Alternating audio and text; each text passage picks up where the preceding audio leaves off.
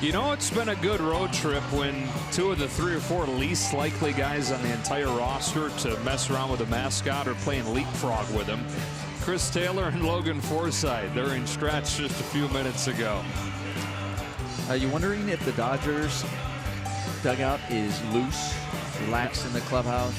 I don't know, because then it looked like there were a couple guys who were getting jealous and wanted to get in on the action.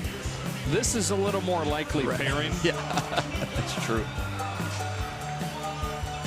Not surprising if it's Puig or Kike. Yeah, that makes a little more sense. Dodgers 6-3 on this road trip and trying to sweep a 4-game series from Atlanta. 1.5 lead in the division. And sending this lineup to the plate today. Chris Taylor to lead things off with another left-hander on the mound, and then it's Manny Machado. Matt Kemp is in left, Kike Hernandez in center. Muncy starting at first with Bellinger getting this final day of the trip off. Randall's back in there. Puig is in right, and Forsythe with the start at second. Against the 25-year-old Sean Newcomb, who put together a pretty good first half, then started to sputter towards the end, gave up 13 runs in his final 12 innings of the first half. They're encouraged, though, by what he did his last time out. His first start since the break, just 1 run over 6 innings. Yeah, his last start, you see, just giving up that 1 run. In July, though, he is 1-3 with an ERA of 7. And what's been his undoing has really been home runs. That's really going to be the key to his success.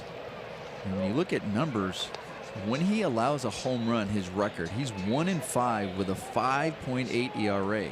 But when he does not allow a home run, he is 8-0 with an ERA under 1. 1 ball, 1 strike on Chris Taylor. He's out of Brockton, Massachusetts. Made his major league debut last June. It's the 3rd day in a row the Braves have thrown a guy that came over in a trade. 2 balls and a strike. You had Fulton Evich, who came over for Evan Gattis 2 nights ago. Last night, Max Fried was the return on the Justin Upton deal. And now Sean Newcomb, who's acquired for Andrelton Simmons a few years back. Fly ball to right field, where Nick Markakis makes a running catch for the first out.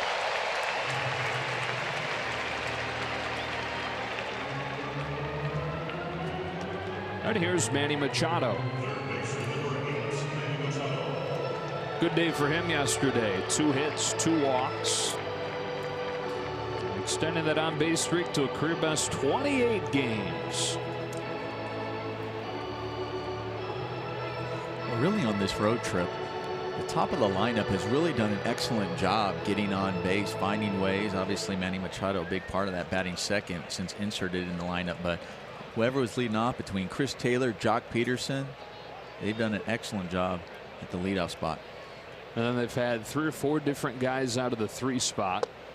So, yeah, it seems like there is something to the top of the order clicking since Machado's been inserted. It's been the only thing that's been the same out of the top third of the order every game.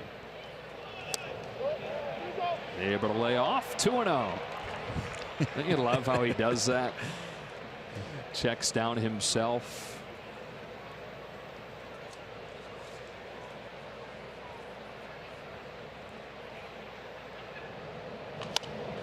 Strike 1.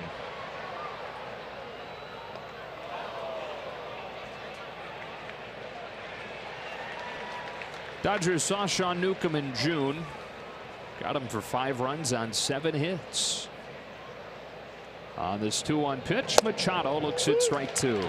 For Sean Newcomb, this is his fourth start versus the Dodgers in his career. He's made 3 starts prior with an 0-2 record and an ERA over 6.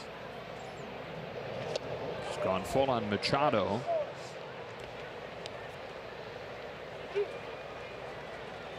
First round draft pick of the Angels. The trade was before the 2016 season. He gets Machado swinging for out number 2.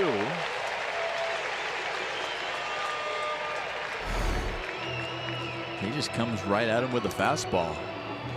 we talk about there are times as hitters where you think about pitches that you think you should have hit. That was a fastball in the middle, and I guarantee you, Machado would be frustrated with himself that he ended up missing that pitch. But that's what Newcomb will come at you. He will attack you with the fastball, but the key is to make sure his fastball is in the strike zone, because he has a tendency to miss the zone a lot, get himself in trouble with a lot of walks.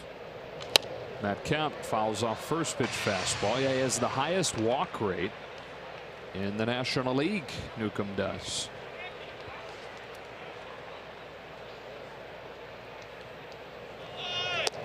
Ball on a strike on Kemp.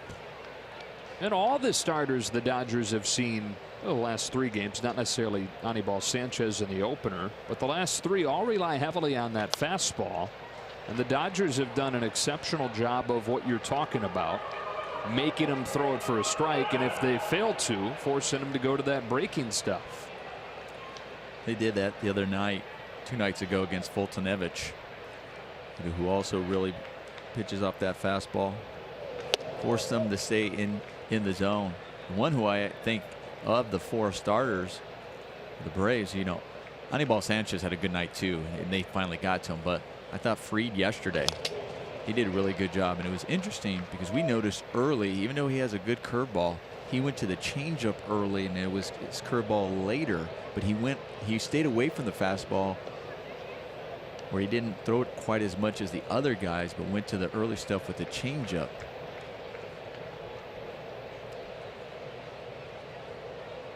Two. Kemp bounces one to third. Johan Camargo. Kemp busting up that line, but Camargo throws him out. And a 1-2-3 first for Sean Newcomb.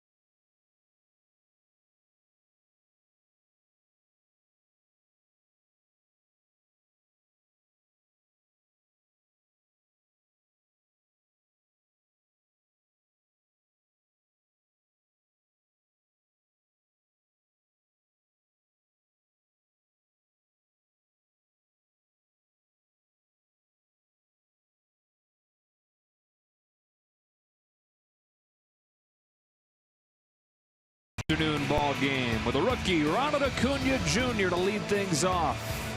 And then 3 consecutive All-Stars, Albies, Freeman, and Markakis. Suzuki does the catching. Camargo's had a nice series. He's at third. Inciarte's in center, and Dansby Swanson is at short. For Ross Stripling, trying to continue what the starters have done in this series and trying to put behind him that start in Philadelphia on Monday when he gave up a season-high 5 runs. Yeah, prior to that, he has been outstanding when you look at what he's done in his first 20 appearances over the season. Just 6-1 with a 1.7 ERA. His last 6, well, not quite as sharp. Still just 2-1, just 1 loss over his last 6 starts. But yes, trying to keep that ball in the ballpark, as he has been susceptible to that long ball in his last 8 starts, giving up 10 home runs, including 3 in that loss in Philly Monday. His first pitch of the day is hit in the air to left center field, but playable for Matt Kemp. 1 pitch, 1 out for Stripling.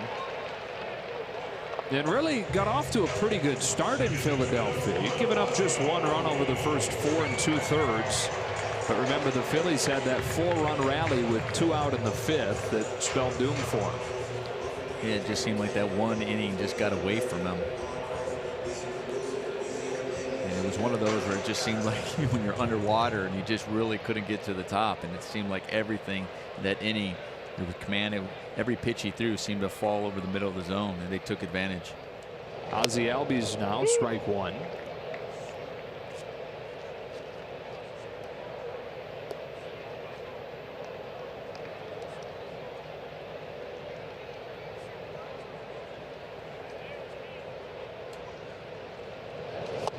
Nice looking change up, and it's 0-2. That's the pitch for Ross. If you dive into the individual pitches over the last month where things haven't been quite as crisp, that's the pitch that's been getting hit harder. 0-2.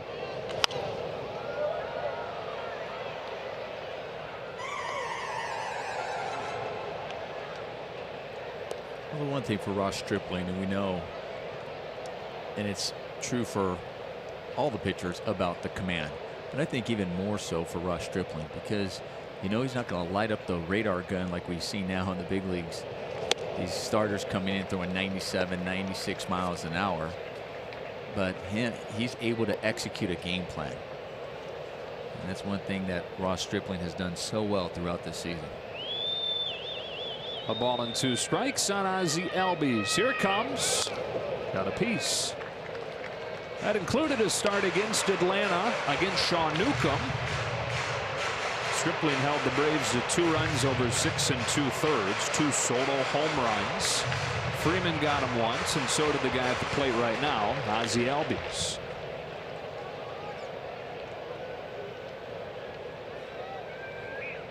Ooh, on a 1-2 pitch. Takes the first curve of the day from Stripling in the dirt.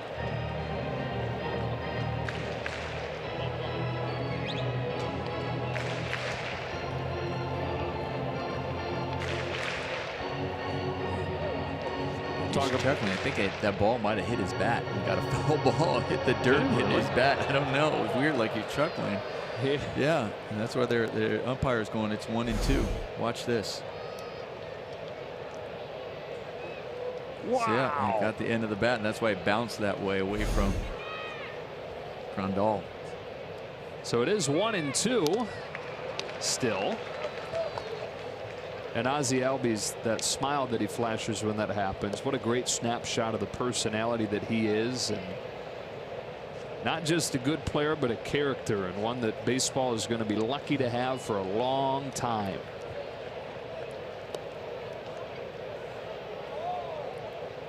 "21 years old, out of Curacao."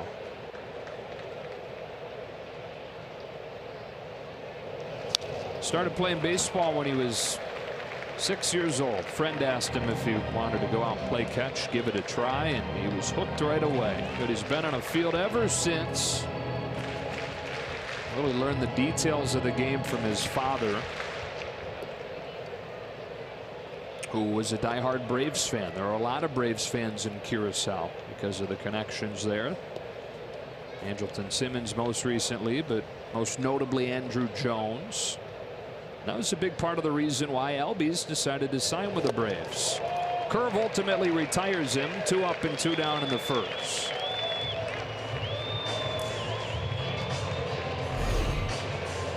Well, he tried with the high fastball, and after you get the hitter's sights up there with the fastball, then you come with the breaking ball, lower them, and you're in that swing mode on the fastball, and you bury a good curveball to get the swing and miss. And bring up Freddie Freeman.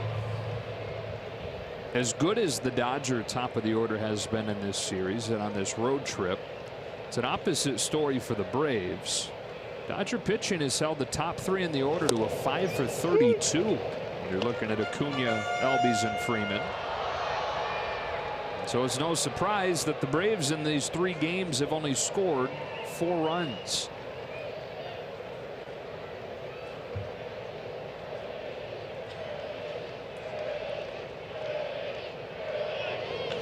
Freeman with a shot to right center and a 2-out hit.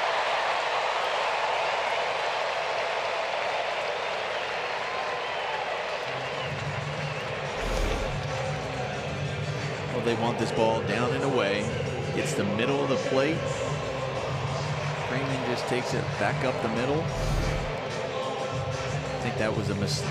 As we saw in pitchcast, how that was a mistake. They wanted it away, and it ended up catching a lot of part of the middle of the plate. I think Stripling was lucky that the ball stayed in the ballpark rather than Freeman not taking advantage of that and really doing some damage. Gets a hit, but keeps it in the ballpark. The wrong guy to make a mistake to that part of the plate.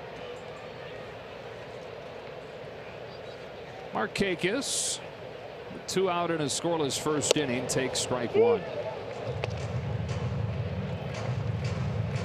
If you've been following this series, then you know Markakis' story by now. An all-star for the first time in his career here in his 13th major league season.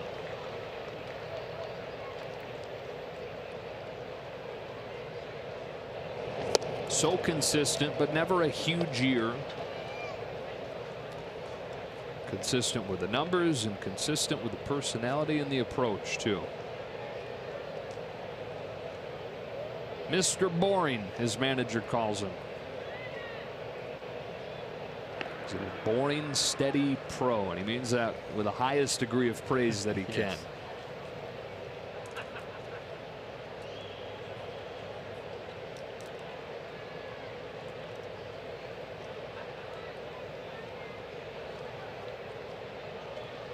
Freeman at first, 2 out. 1-1 pitch. At the knees with a slider, 1-2.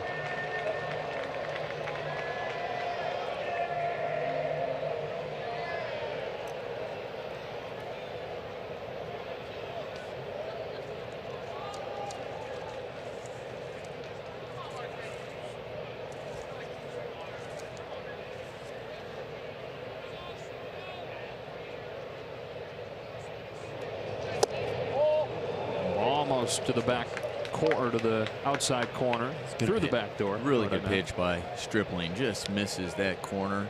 Had some good tailing action on that pitch. Even if he makes contact, very tough to square that ball up.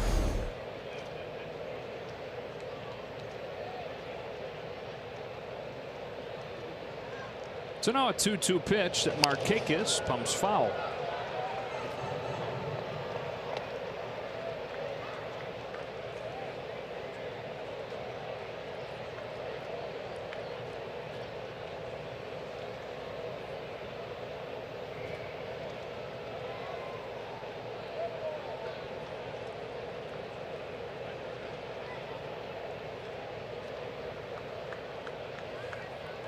Another 2-2.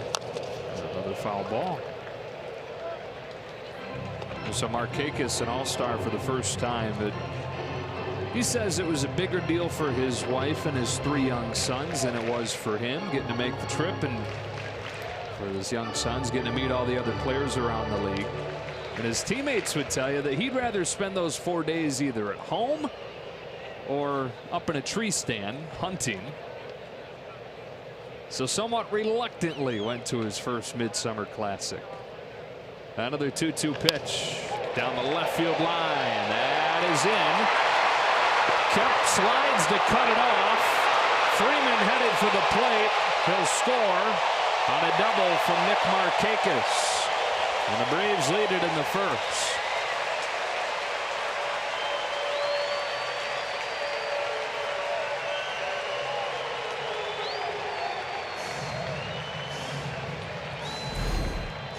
Well, the Braves doing an excellent job as far as clutch 2-out RBIs right here by Nick Markakis. Ends up getting a pitch, stays on it up in the zone, driving it to the opposite field. Good placement right there in the left field corner. Matt Kemp doing everything he can to try to get that ball in, knowing that Freeman is going to be trying to score from first. Thought he might have had a shot on it. It was a great effort, but it was a nice swing by Markakis. To make it 1-0 Braves and bring up Kurt Suzuki. So the Braves try to string something together here with 2 out. Strike 1. Suzuki back in there after having last night off. 5-1 Dodger win in Game 3 after they won Friday night 4-1. Thursday night 8-2. Feels like we've been in Atlanta forever. It's amazing how you just had one more game to a series. Isn't it? Yeah, totally changes how it feels. Curve to left. 2-0 Atlanta. Back-to-back RBI doubles from Markakis and Suzuki.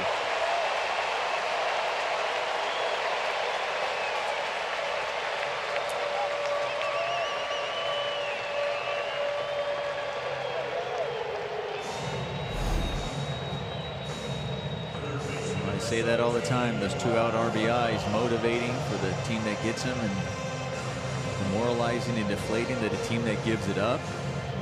You know, Ross Stripling upset with himself, thinking, okay, first 2 outs, got first 2 early outs, and then you face the heart of it. Like Freeman, base hit, understand. Markakis knocks him in, but he really needed to buckle down right there on Suzuki. Tried to just minimize the damage, and he's still not out of it. Camargo bounces to first, and now he is. But the Braves, who had scored just 4 runs over the first 3 games, get 2 here in the first.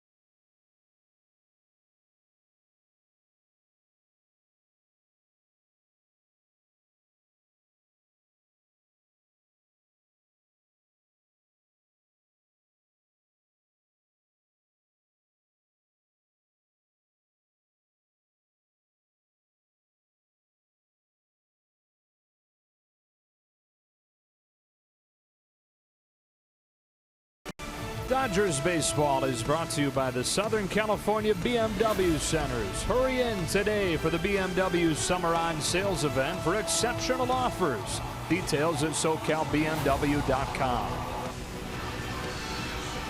Dodgers playing from behind today, 2-0 to the second inning we go. Joe Davis, Nomar Garciaparra, and Alana Rizzo in Atlanta. Sean Newcomb against the middle third of the Dodger order. Kike Hernandez to lead it off.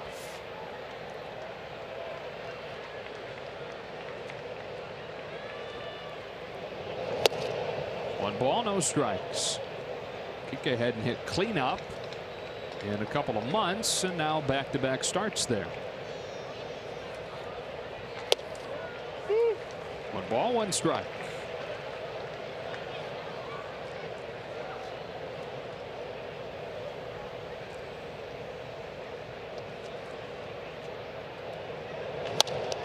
One ball and 2 strikes. We were talking yesterday how who didn't grow up wanting to be Nomar.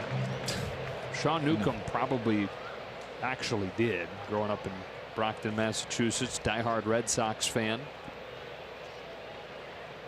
What a charmed life he's had as a sports fan. He's 25 years old, and in his 25 years, he's gotten 6 Super Bowls as a Patriots fan, 3 World Series championships as a Red Sox fan, NBA title with the Celtics, Stanley Cup with the Bruins. It's he's going, what are they talking about that Boston used to struggle? And what do you mean since 1918? I don't understand. What was all this talk? Hernandez hits a fly ball to center field, and Ciarte back at first. Now on. Swanson makes the play. Dansby Swanson quickly becoming one of the best in baseball at that spot. Well, we've seen him up the middle make a fine play, and now showing off the range and being able to catch a pop-up over the shoulder and staying with it. As an infielder, you go out, you know you're running hard. That one is so difficult because in your mind you're thinking, where's the outfielder and how hard are they coming in? And then at the same time, I'm going to have to catch this over my shoulder and on a sunny, bright day. So a lot of things going against him. Still comes up with a great play. Other than that, can of corn. At least that's the way we wrote it down in our scorecard. F6. Next, Muncy.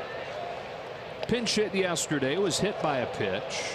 He's won for his last 19, and he thinks that with Turner Ward, he's ID'd some mechanical things to get him back into a groove. On a 1-1 pitch. 1-2. You notice through video that his eyes were way lower than they normally were. His head position had moved, and was missing pitches as a result. So getting him back into the spot that he's used to. 2-2. Sometimes when you're struggling, it's always, and you're looking like, what is it? 'Cause sometimes you just can't feel it.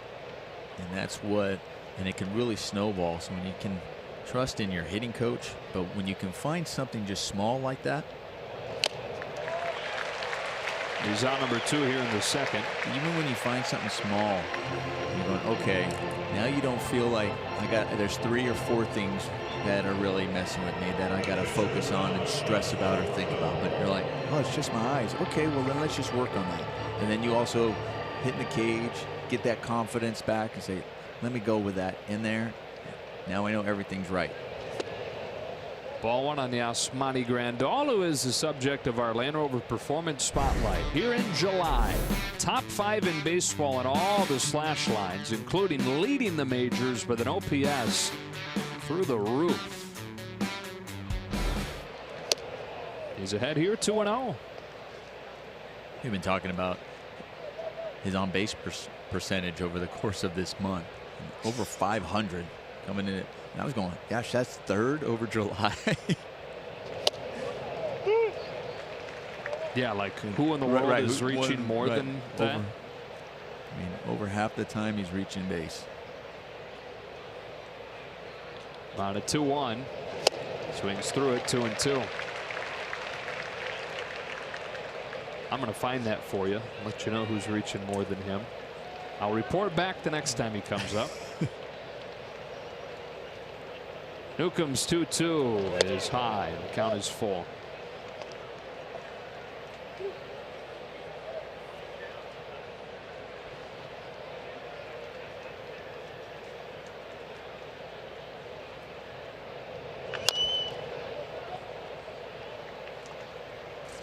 Keeps fouling him off. I might even have an answer for you during this at bat. I know you're on the edge of your seat. I know I am. Yeah.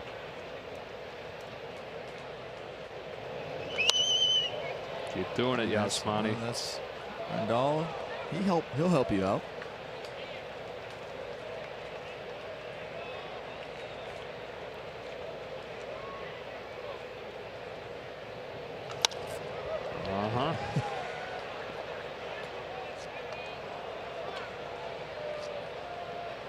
Daniel Descalso and Jesse Winker are the only 2 guys with higher on base percentages than Grandal this month.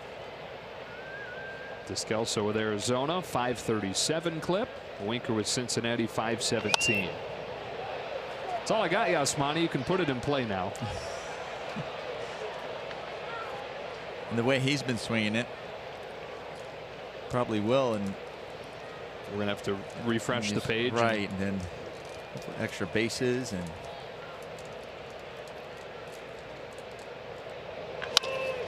he does to third. Camargo. Wide throw, but Freeman stabs it. 6 up and 6 down for Newcomb.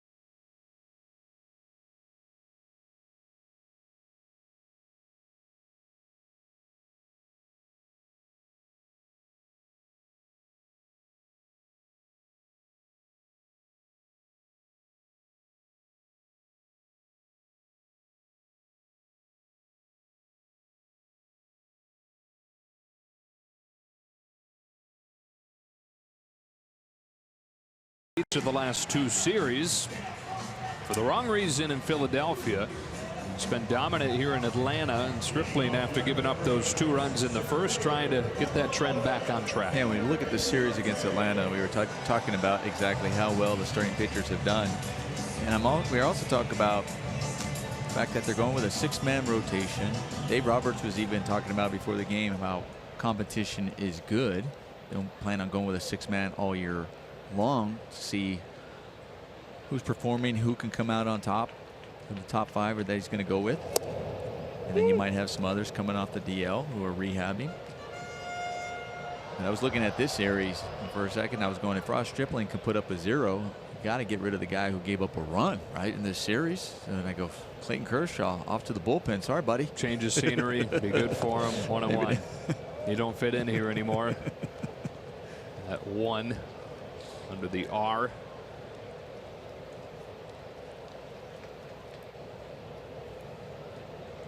Inciarte cuts and misses on a change. 1-2. Hyun-Jin Ryu, another successful side session the other day, and a simulated game coming up for him soon.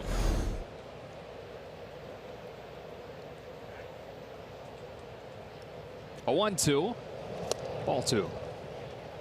It'll be really interesting when Ryu does come back, if he's back to his form prior to going on the DL, because he was outstanding before going on that DL.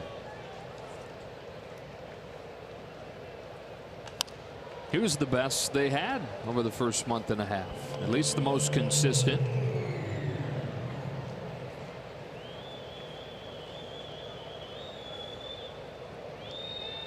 He went down in those days where it seemed like every single day the Dodgers were losing somebody else to an injury. Stripling home 2-2, and Inciarte watches that one miss away. Count goes full.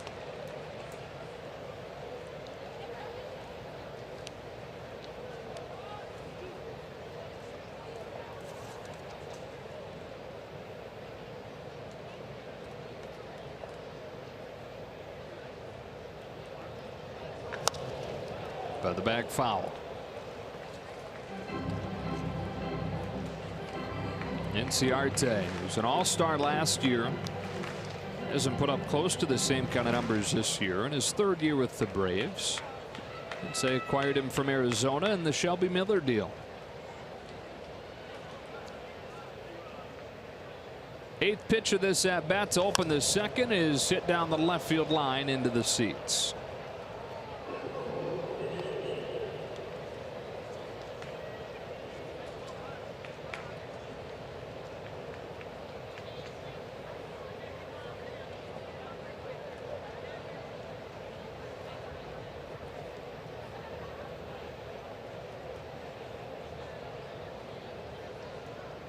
Another 3-2 and another foul ball. Inciarte out of Venezuela, one of 2 brothers that have played professionally out of his family. His younger brother Astolfo. They used to go to the park as kids, and you normally play catch. You bring your glove. Well, they would hit fly balls back and forth to each other instead of playing catch. They'd pick it up, hit it in the air, take fielding practice with each other. On the 10th pitch, he bangs a base hit to right and holds on with the leadoff single.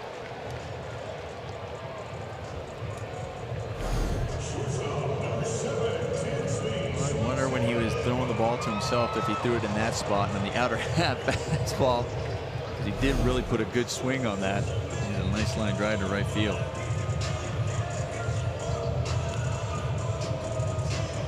So leadoff man on, and here's Dansby Swanson. 1 for 5 this weekend.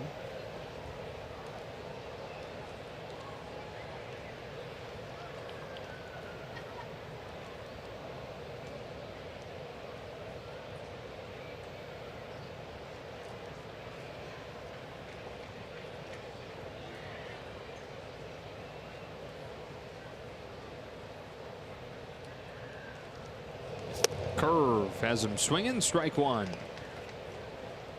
As we've seen all weekend, these Braves very aggressive. Highest swing percentage in the National League. They also make a lot of contact typically. Strikeouts we've seen in this series, those have been rare much of the year for the Braves. Atlanta has lost 4 in a row at this point. Last 18 games, they are 5-13. In the last 2.5 months, below 500. So even though they're right there in the race and they're ahead of schedule as far as their rebuild goes, they've been tumbling for a while. Down the line, foul, and it's 0-2. Well, the Dodgers have done an excellent job against them over the course of this series with runners in scoring position.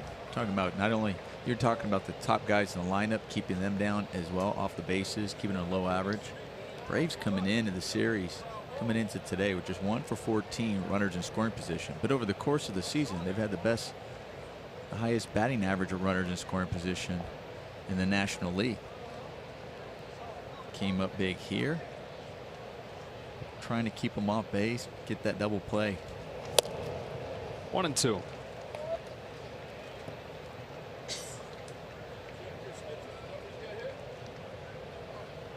Braves trail the Phillies by 2.5. Nationals trail the Phillies by 6. Washington had won 3 in a row, started to get some momentum, and then they lost to the Marlins on a walk-off yesterday. Trade deadline now 2 days away. Well, it'll be on Tuesday.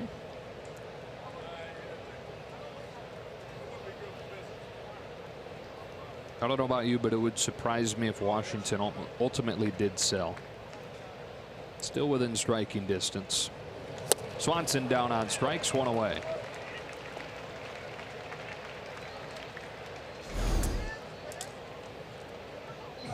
Getting him with that slider on the outside half, going with a nice breaking ball.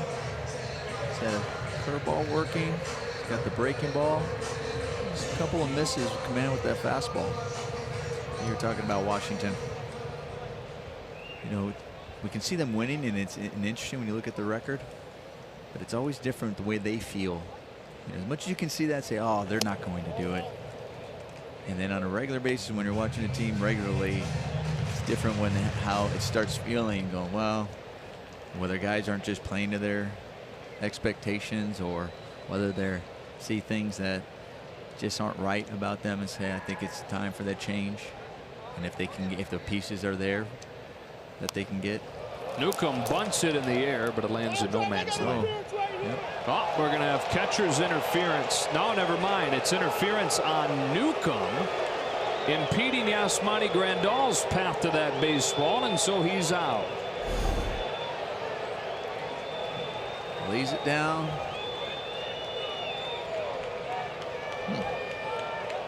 It's an interesting call because he was standing there and he wasn't out of batter's box. He wasn't out of the area. Yeah, that's the odd part. Right.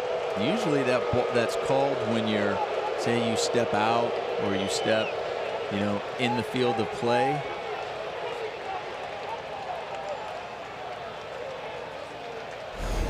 So that one really surprises me.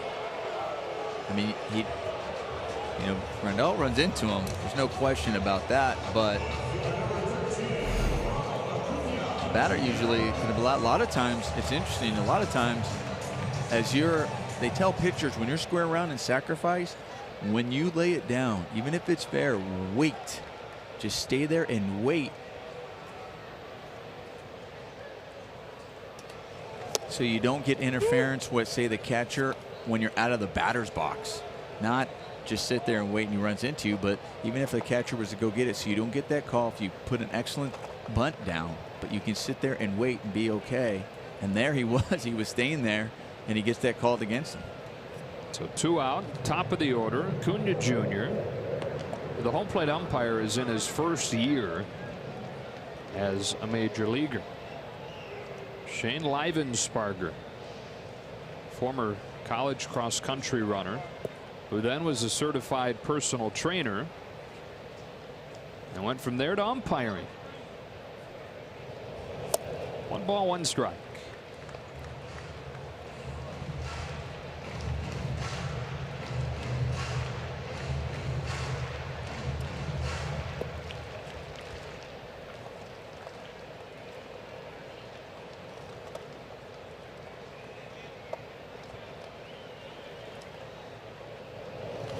Acuna smacks it foul, and he's behind 1-2.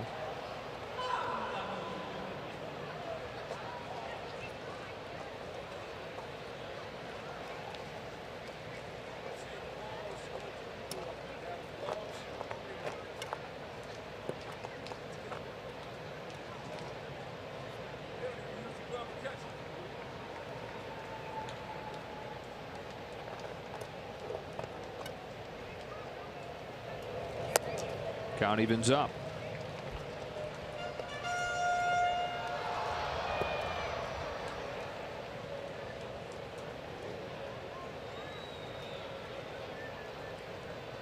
Acuna flied to left his first time, 1 for 12 in this series. Stripling trying to pitch around the leadoff single. Here comes his 2-2, and the count's full, so Inciarte will get a head start with the next one.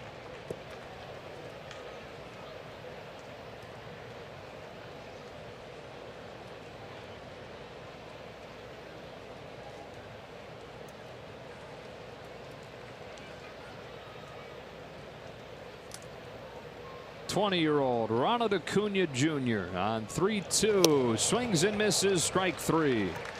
Ross Stripling bounces back here in the second, 2-0 to the third.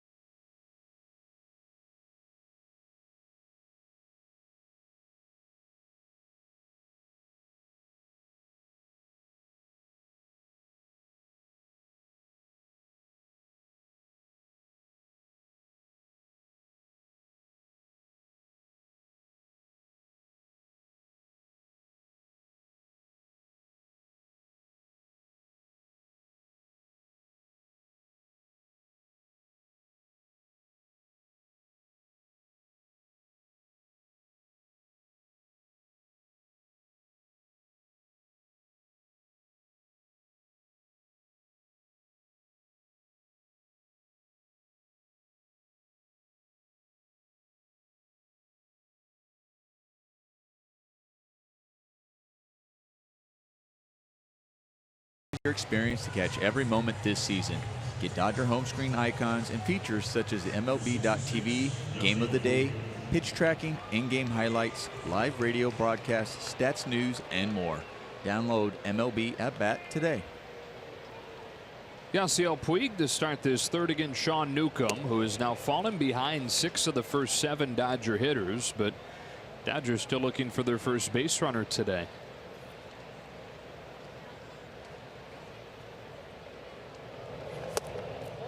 Two and 0. Great first game for Puig off of the DL last night. Had a 2-run home run, had a sacrifice fly, had a walk. Takes a strike, and it's 2-1.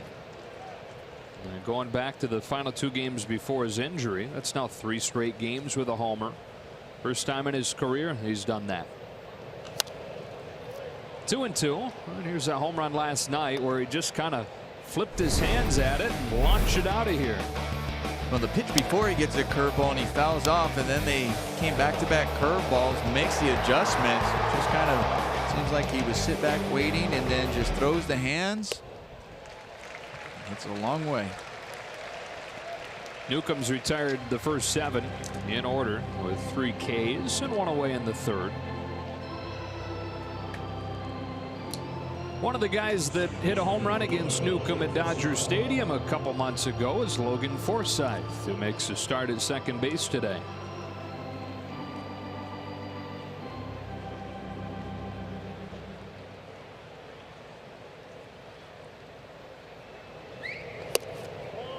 One ball, no strikes. Forsythe 0 for 7 in this series. Did some good things in Milwaukee to open the road trip. Looking for his first hit since then. And ahead here 2-0.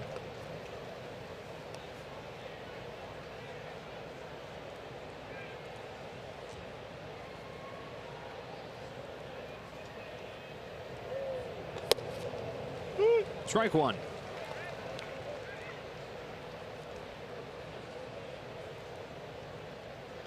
Sean Newcomb, 6'5" left-hander.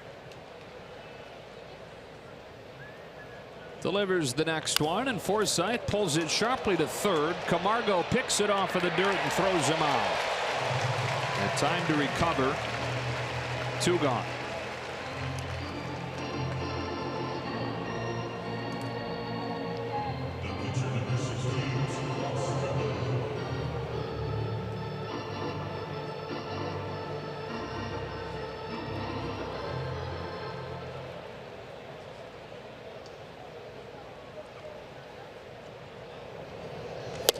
Strike on Stripling.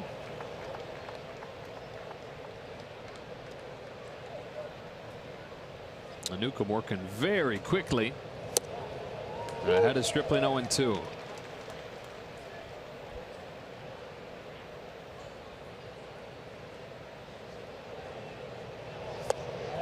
Nine up, 9 down for Newcomb. He's got a 2-0 lead as this game goes to the bottom of the third.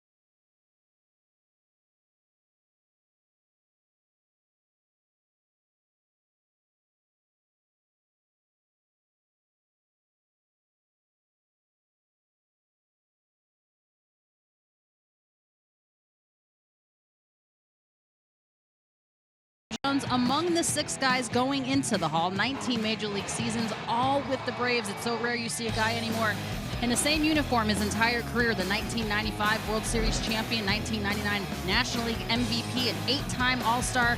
What a career, guys. A .303 average. Look at the amount of home runs, the amount of runs driven in. Congratulations to number 10, along with the other 5 guys going in today. Always a special day across baseball. Cool to be in Atlanta on a day where Chipper Jones getting inducted.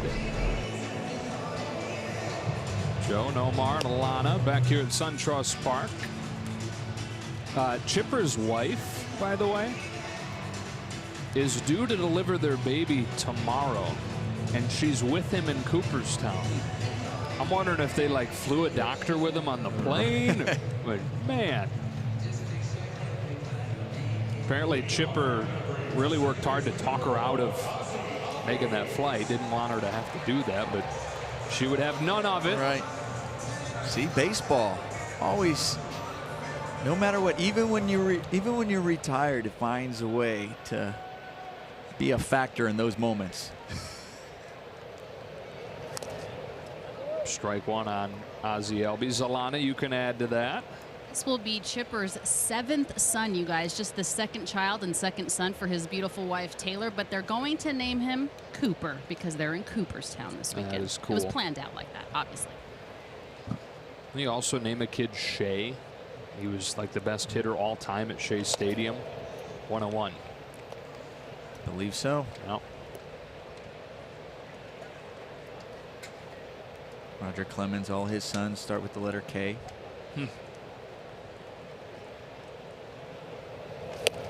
1 and 2. Even if they don't, he made them start with K, right? He took names that typically start with C's.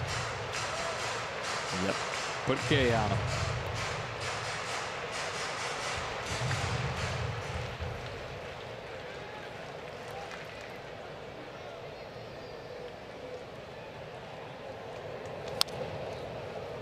Speaking of K's, that's how Albies was retired the first time. Freeman and Markakis to follow here in the 3rd.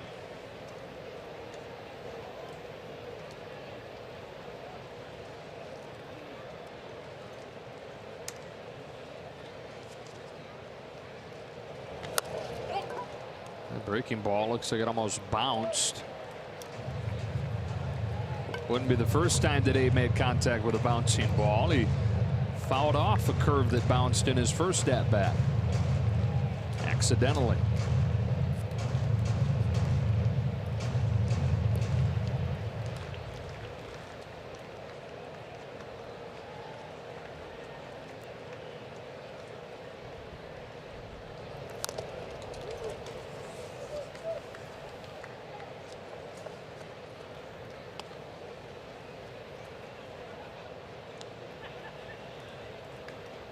Ozzie Albies, who is just 21, but he's always been more mature than his age would suggest.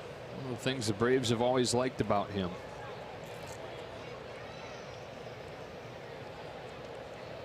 Ready for another 1-2 from Stripling. Lines a base hit to right center. Looked just like his pinch hit single last night. Even if his timing might have been off a little bit out in front on this off-speed pitch, if the bat's staying through the zone and flat through the zone, you see that, and he stays on it, still able to barrel it up as he just throws the hands on it. And he gets a good part of the bat to be able to just flip it out there and find some grass. It's already 5 hits for the Braves against Stripling. First one came from this guy, Freddie Freeman.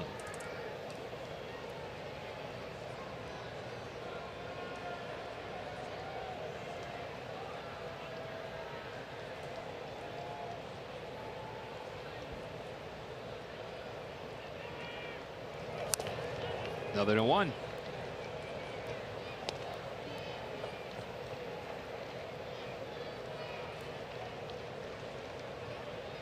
Freddie, a 2nd round pick of the Braves out of El Modena High School in Orange County.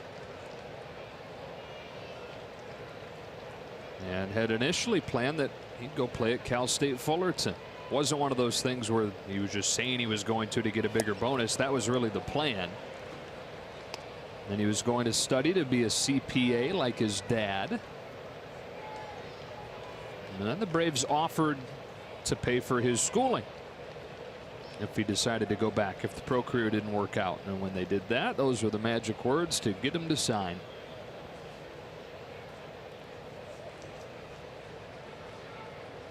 Albies at first.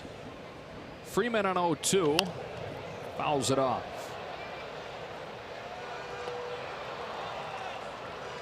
Wasn't always roses, though. A couple weeks into it, wasn't sure that he had made the right decision. He was in the Gulf Coast League. Nobody in the stands. Called his dad 2 weeks into it and was homesick and discouraged, thinking that he probably should have just decided to go to college and become a CPA. And so his dad hopped on a plane and flew to visit him for a few days and encouraged him to stick with it. Good advice, Dad.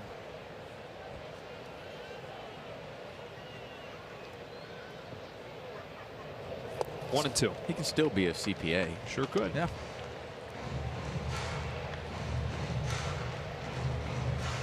His dad, Fred, to this day still does his taxes. I don't imagine those are simple for a ball player with all the different states you work in. No, they're usually the size of a phone book.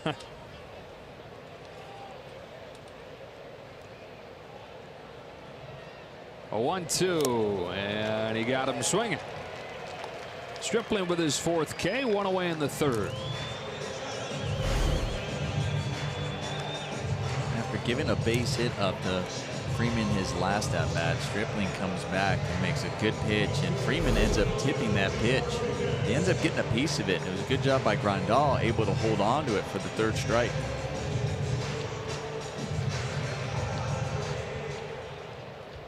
One on, one out, and here's Markakis, who started the scoring with a double.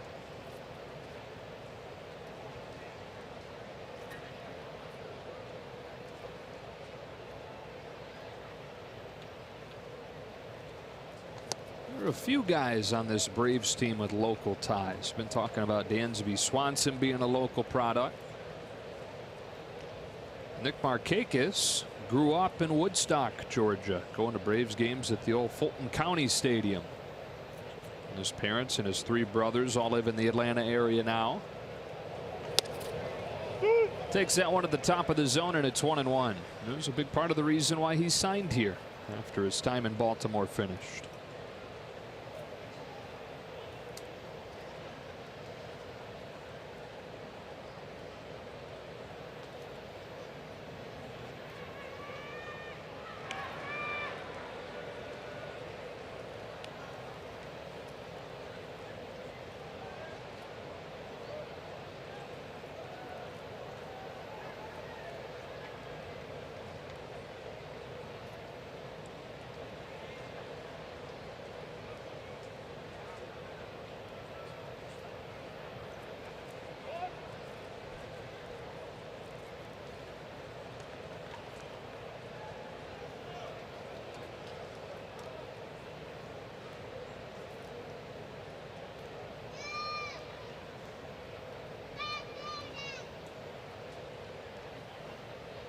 The 1-1.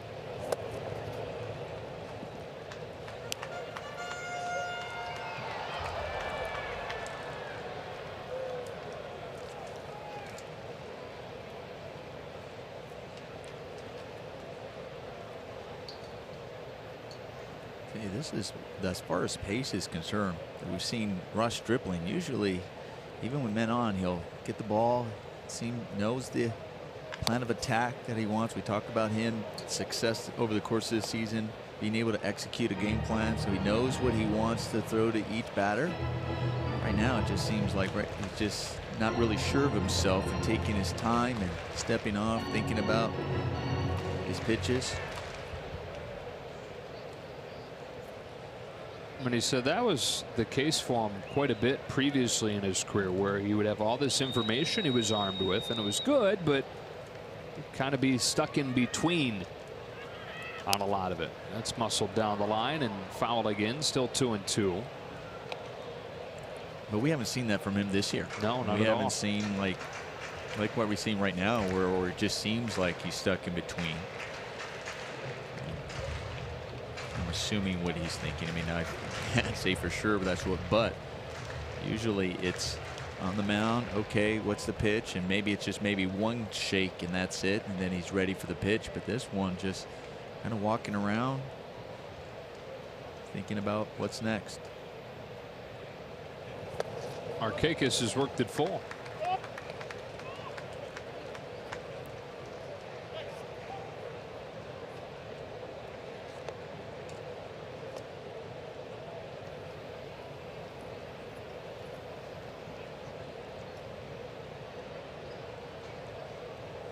With Albie's speed and with Markakis able to put the ball in play, I can see Albie's running here.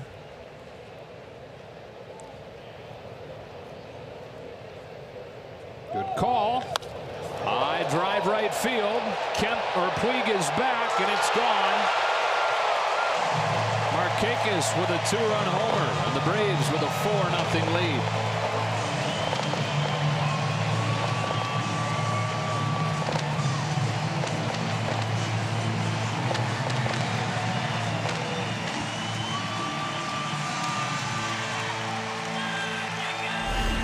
That's why we saw Ross really moving around the pitcher's mound, not too sure what to throw, and talked about being able to execute, looking for that breaking ball in the outer half, trying to backdoor it, and he gets it right in the middle of the plate.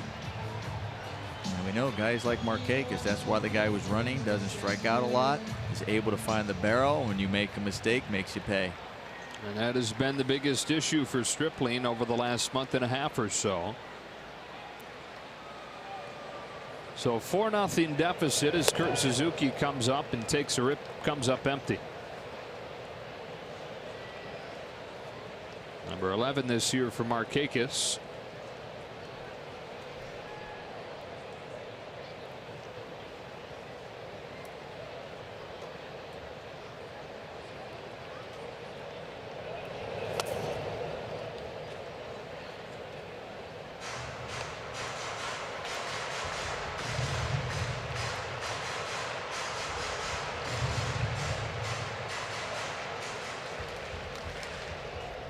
A lot of youth on this roster. We talk about the two very young guys at the top, but there's some veterans too. Suzuki pops it up. Short right field. Long way to go for Logan Forsythe, who's got it spotted for the second out. Markakis and Suzuki back-to-back in the order there. That's back-to-back 34-year-olds. Following Freeman, who's a veteran himself. That's part of the reason why you tend to lean Atlanta when you're looking at Atlanta, Philadelphia, is that veteran presence they have. I do like their veteran presence. There's the Braves have those with Markakis, Suzuki, Freeman, guys that understand it, that can also help young guys, especially down through those dog days and the stretches and when you're battling for something. But there's one Philly thing that I give them an advantage. They do have some veteran presence, don't get me wrong, Santana. But when you look at the pitching over there, I think that Arrieta trade, and that was the reason why they got Arrieta, was to bring a veteran presence with that young staff. So I do like the Braves for staying power. I do like that they're going to compete down the stretch.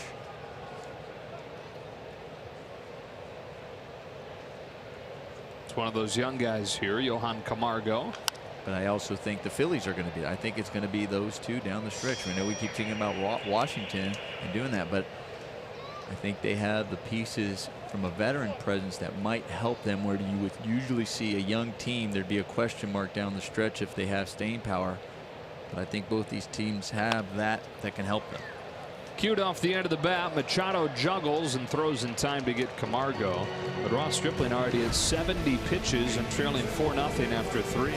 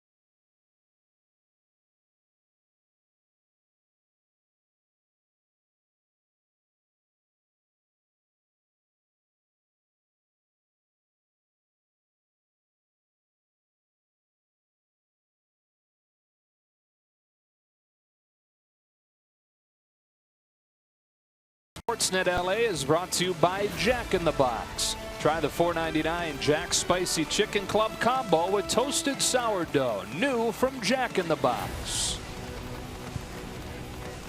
Dodgers trailing 4-0 as this game goes to the fourth. They're hoping they can come from behind and see a sweep today. Chris Taylor takes ball one from Sean Newcomb, who has retired each of the first 9 that he's faced, and the Dodgers looking for something different here the second time through.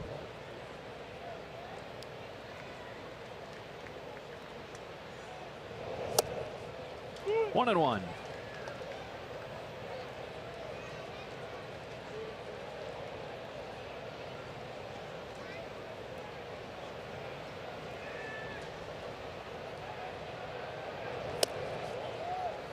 Two and one. Taylor flied to right his first time. 9 games on this trip for Chris. He's driven in 9 runs.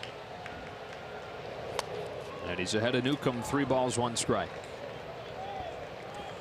Dodgers finding some way, just looking to try to get some momentum back on their side. Right now it's been all Braves. 4 runs they've put up. Newcomb looking really sharp on the hill. He pops the 3-1 up into short right field. Albies called off by Markakis, and he's retired the first 10.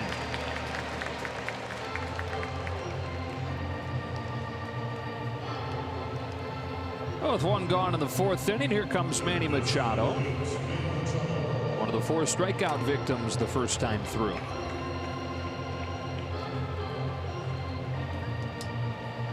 There were a couple things we talked about Newcomb for success. One, keeping the ball in the ballpark while he's doing that, and then the other one was his command and the fastball command. He's got himself in trouble with some walks, especially as of late, but he seems to have that fastball command today. Gets it by Machado.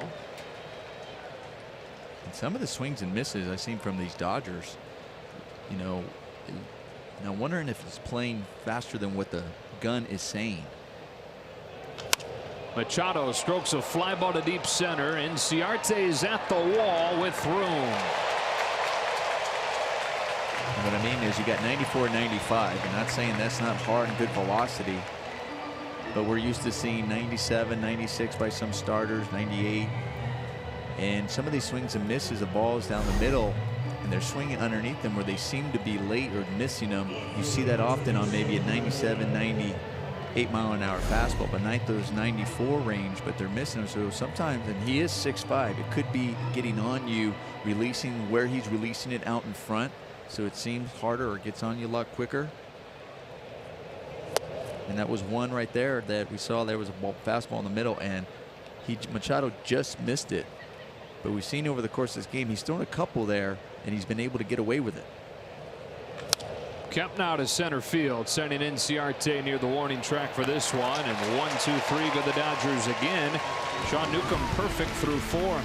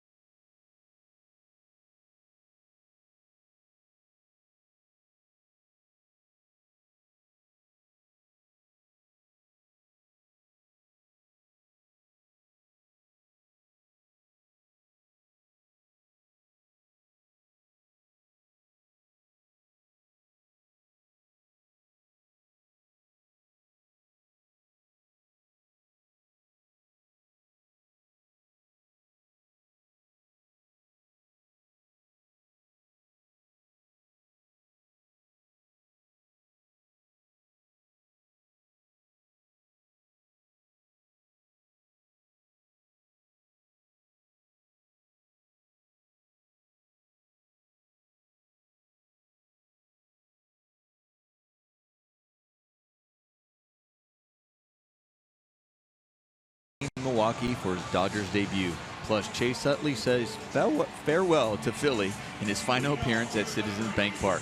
Don't miss Backstage Dodgers, presented by Cadillac. Friday after the postgame show on Sportsnet LA, as I get a drink of water after that. Ross Stripling, bottom of the fourth. Gave up 2 runs in the first inning and 2 runs in the third on a home run from Markakis. Bottom third of the order here. Ender Inciarte to lead things off, and he hits the first pitch towards the left field corner. Kemp moves over, won't get there. A ground rule double.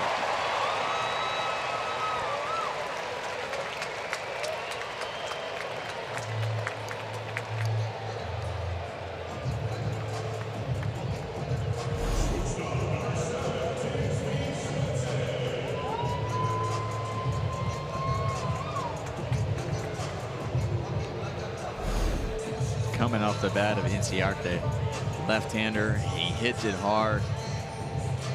Just kept going away and tailing away from Matt Kemp. He had no chance at that one.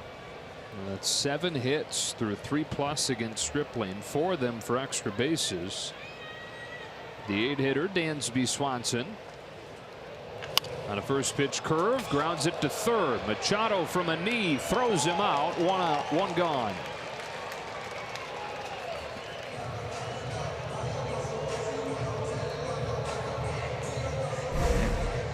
As we look at the Volkswagen replay, we've seen this play already this series. Manny Machado going and snagging it to his left, and then just checking the runner. Doesn't have to get to his feet. Can stay on one knee, still throw it a bullet across the diamond. It's like he's even on his knee checking the runner, saying, do you want to go? Because I can throw it right there as well and put it where I want. Sometimes you just say, stop. Stop. Stop making it look way too easy.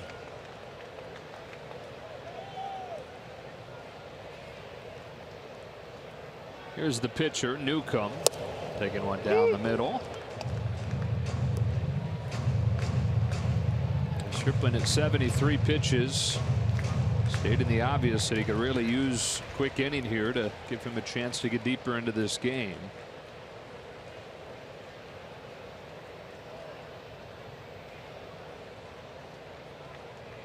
0-1. Off of Grandal's glove. Inciarte's at third.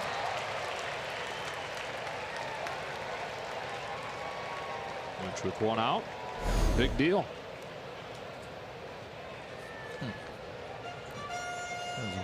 was weird the way Yasmani went after that ball to try to catch it. It just really fooled him a little bit. Not that it was a different pitch, but I think the way it moved on him, it fooled him. Unable to come up with it.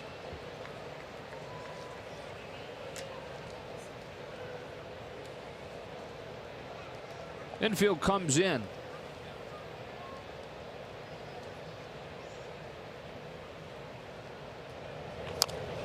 One and 2. Stripling, who's got 4 strikeouts today, hunting for 1 here.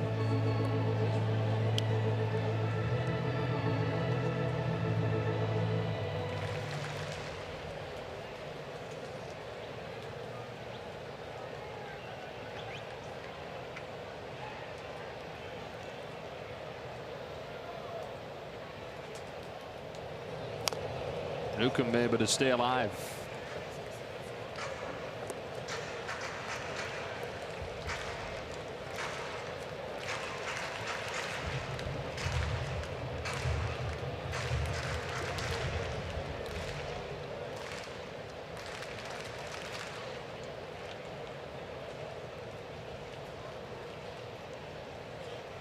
Going up with another 1-2, and this one gets him. Big second out for Stripling here in the 4th.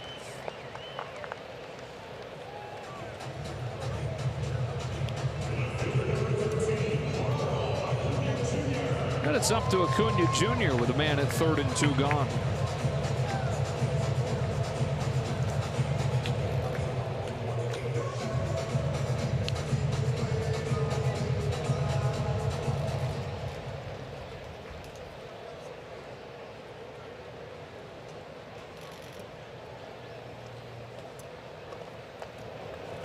First pitch curve falls out of the sky. Strike one.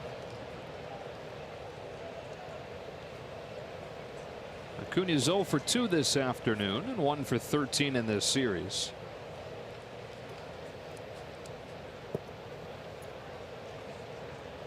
On an 0-1 pitch, he takes it high.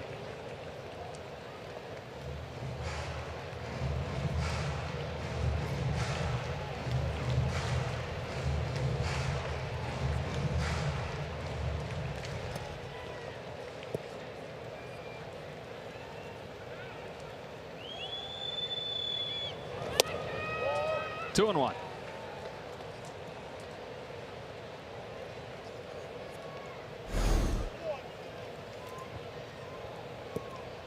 Pitch gas. It looked like it might have caught the top of the zone.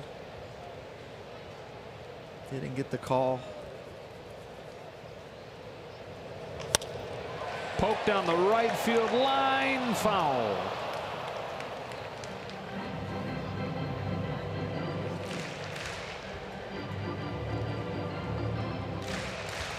After going, even if he didn't get the call and it's 2-1, then you make that solid pitch on the outer half. Now you put it in his head that you can climb the ladder and that you can go up there with the fastball. And it sets up for a 2-2 pitch, whether he wants to climb the ladder or whether he wants to go with a breaking pitch away to get him try to swing and roll over. They're going to stay down and away, but with a fastball, and the count is full. Albies on deck. Braves 4, Dodgers nothing. Bottom of the 4th.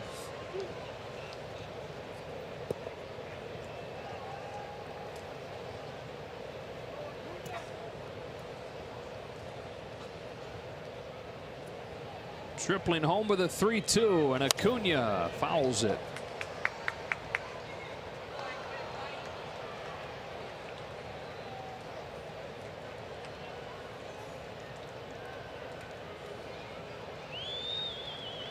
Ozzie Albies on deck.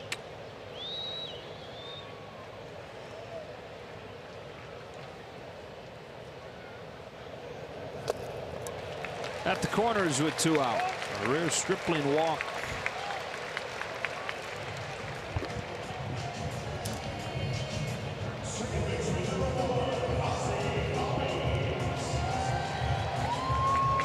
How rare? June and July. Ross Stripling's strikeout to walk ratio is 60-4.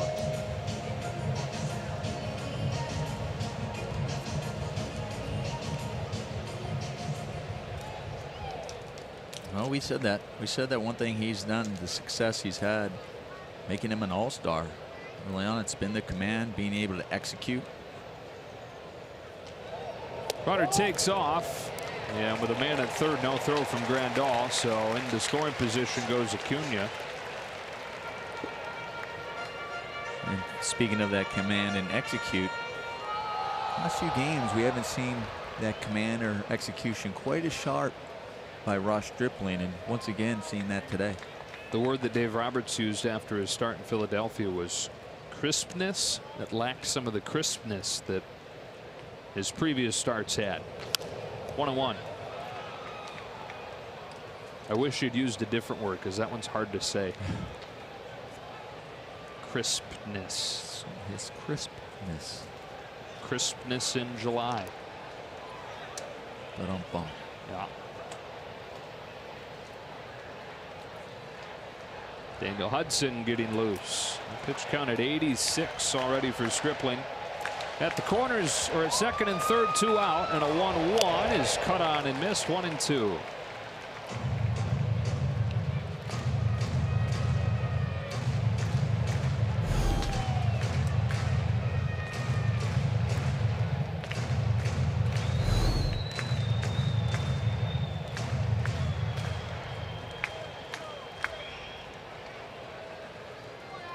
Inciarte with a leadoff double. He's at third. Acuña at second. And Stripling to the plate. 1-2.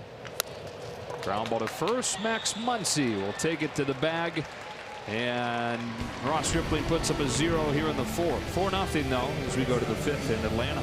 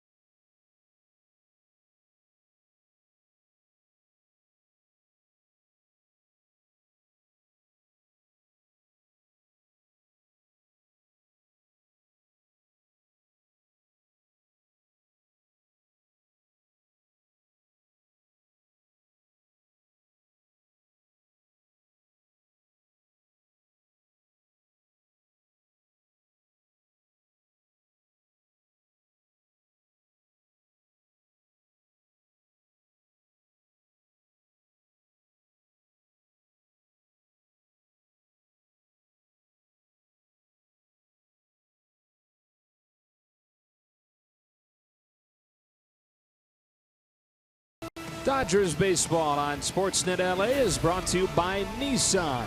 Choose Nissan today for great offers on our most exciting lineup ever. Shop ChooseNissan.com. Back in Atlanta, Dodgers not just looking for their first run, but for their first base runner against Sean Newcomb. Sean Newcomb, perfect through 4.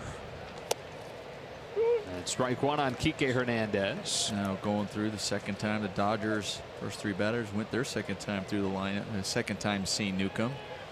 See if these guys are able to adjust or just try to find some way to get someone on. Try to get a rally here. You got a lineup that's drawn 7 walks in back-to-back games against a guy who's got the highest walk rate in the National League. Hernandez with a fly ball to center field, but an easy play for Enciarte. 4 perfect innings. That's not something you expect when you put those 2 things together.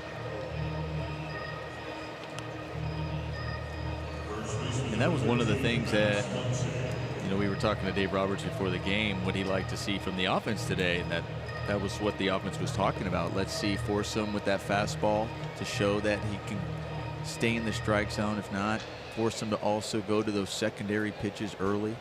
But he really hasn't had to. Newcomb looks like he's been in control. Misses with his first pitch to Muncy. He struck out his first time. It's 1 of 4 tonight or today.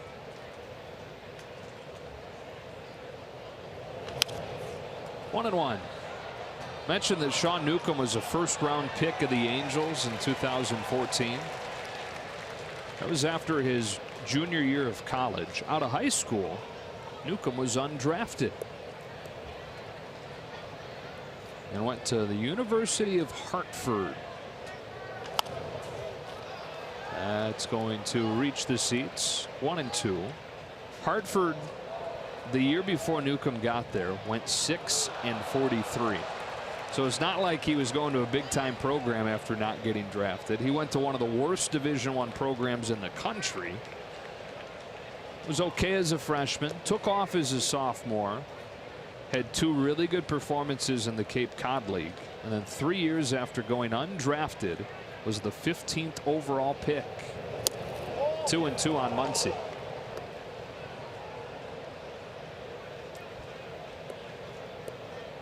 Just got to go out there and play.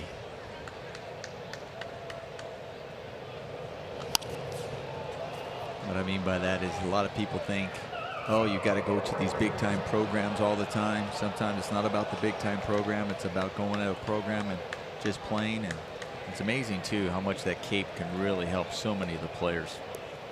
Even if you may not be on the radar, how it can put you on the radar. How even sometimes if you may be struggling in college with those aluminum bats, and the wood bats changes things for both a pitcher and a hitter. Max very eager to be the first base runner. He's running to first on ball 3. And at the moment would probably like to dig himself a hole and curl up and hide. And it fooled me because I was like, oh, base on ball. The way he sold that, I'm surprised they didn't leave him there because he sold that so well. He did. I mean, there was not a hesitation. There was a dropping of the bat. He went there. He went through his normal walk routine. And now he's got to dig back in for a 3-2, and he strikes out swinging.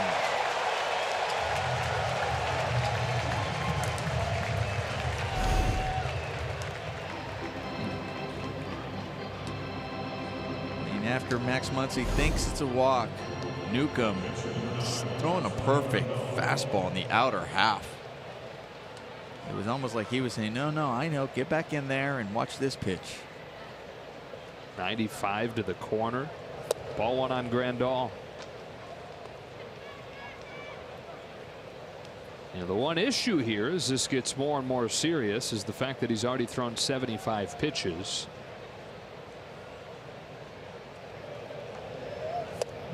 And now he's behind Grandal 2-0.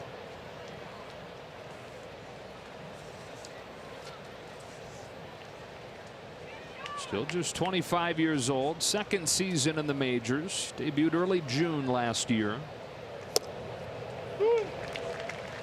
Made 19 starts for the Braves. ERA was above 4.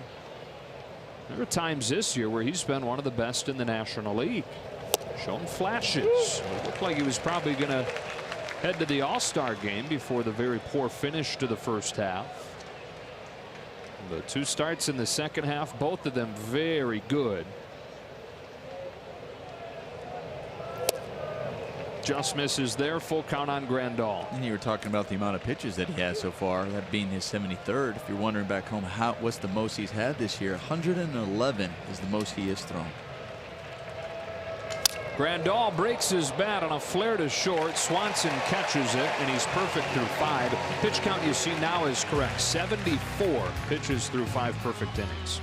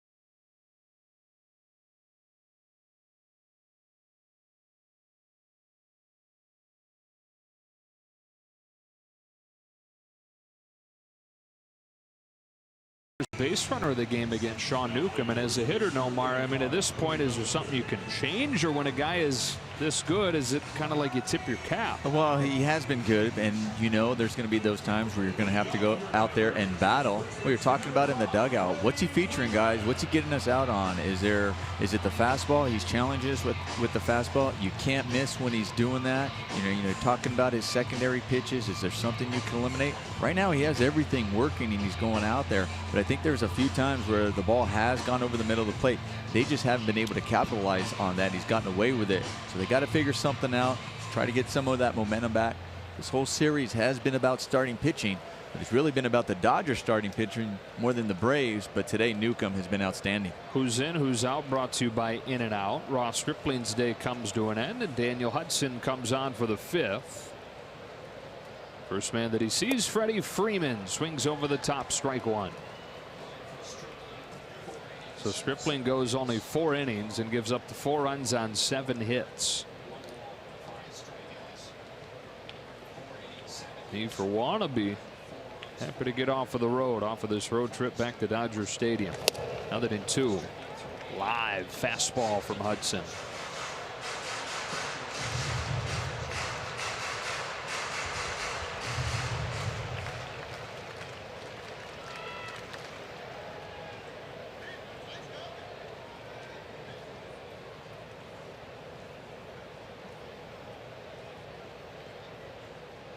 Strikes him out on 3 pitches.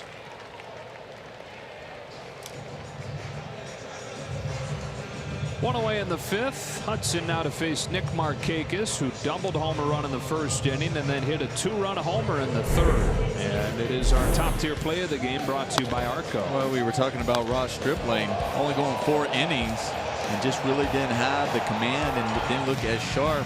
And he made a mistake to Markakis over the middle of the plate, and he puts a great swing on it.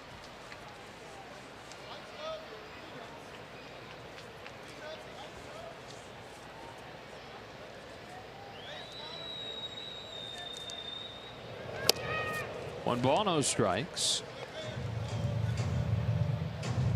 Pitcher's spot is now 5 in the Dodger order, and Cody Bellinger, you saw in on the double switch, will be due up 3rd next inning.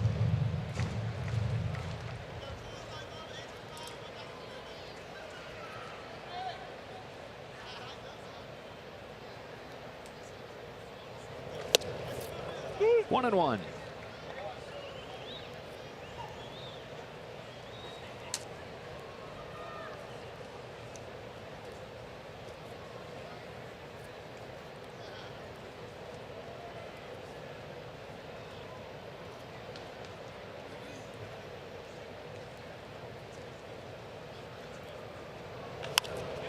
That's fly to left. And for Hudson, 2 up and 2 down. Well, look at the last time Ross Stripling pitched. It was over there in Philly, and that's the one win the Dodgers ended up getting. When he gets knocked out, he gives up 5 runs, and he comes out of the game. But it was really, that was the bullpen that came in and did a tremendous job putting up the zeros to allow the offense to come back. Now, once again, they're going to have to rely on that bullpen to try to do the same thing. That and figure out Newcomb. 2 gone in the 5th. Here's the catcher, Suzuki.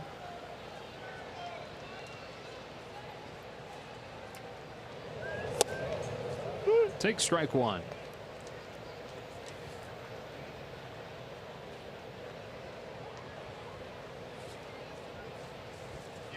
Well, Newcomb has walked at least 1 in all but 1 start this year. Walked more than 1 in all but 3 of his starts this year.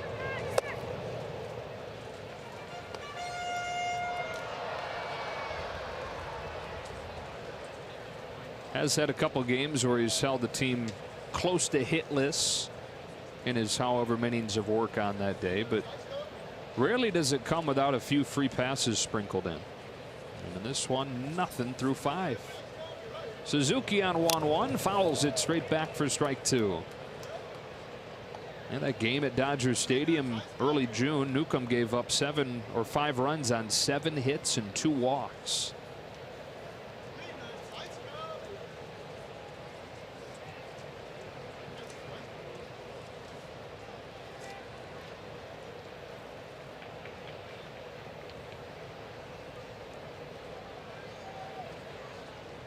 Hudson looking for a 1-2-3 fifth. Roller to 3rd, Machado. He's got it. Back to the mound goes Newcomb for the 6th in a 4-0 game.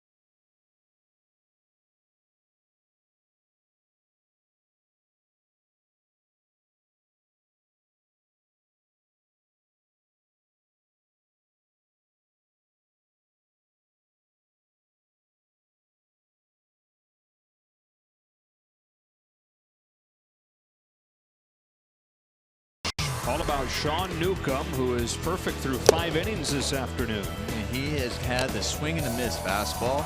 He has hit the corner with the fastball. He's been effective up in the zone. His off speed, he's had command of those as well when he's needed it.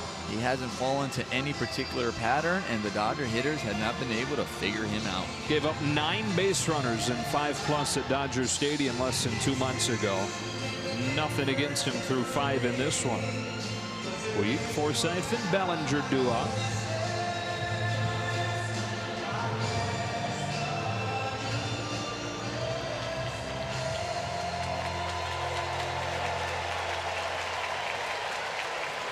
Puig had the home run last night.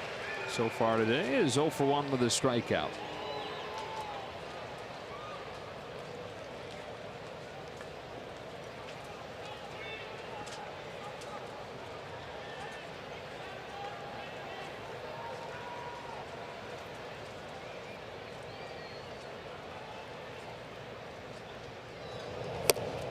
Ball 1, which somehow has also been a theme. He's fallen behind more hitters than he's gotten ahead of.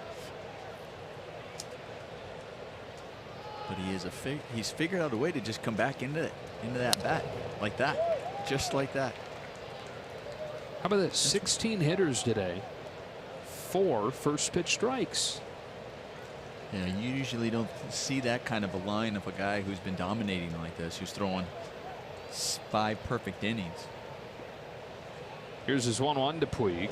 That's high, ball 2.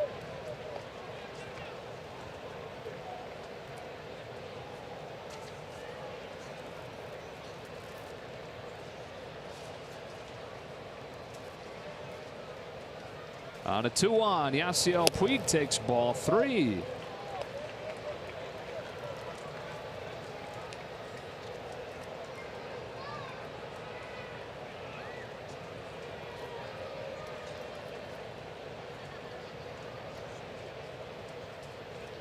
There's the first base runner of the game for the Dodgers as Puig walks to open the 6th.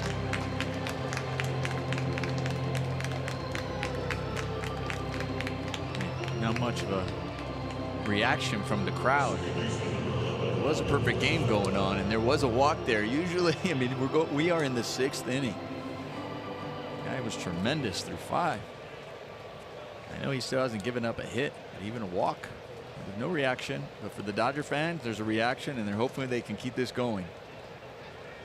Dodger fans are saying, finally. Right. Figured it was a matter of time against a guy that walks a higher percentage of the batters that he faces than any other pitcher in the league.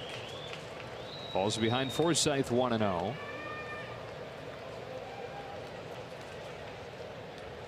Still no hits against him as Forsythe flies one to right field for Nick Markakis.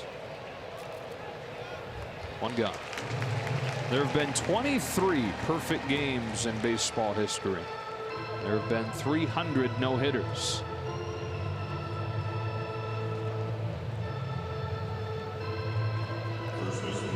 Bellinger's first time up there today. And we've seen a couple of guys on this Dodger staff being so close to a perfect game with Clayton and Rich Hill.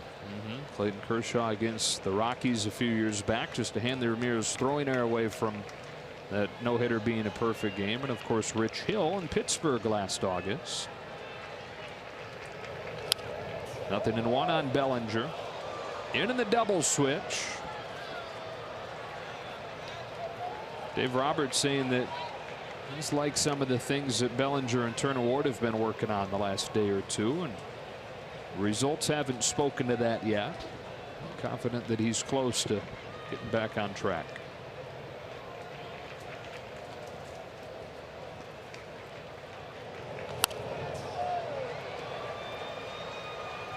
Behind 0-2.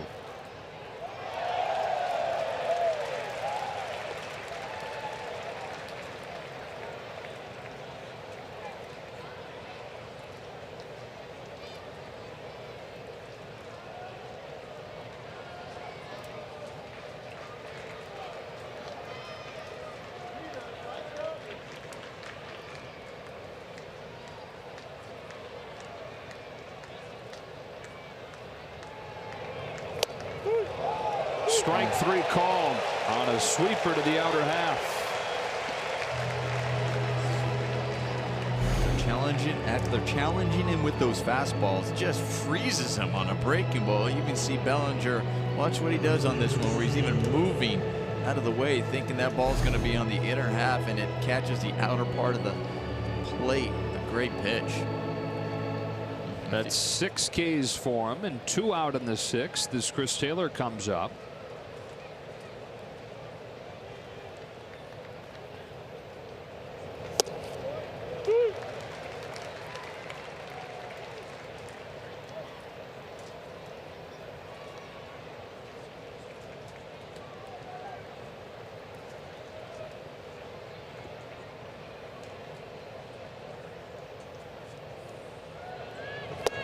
One and one.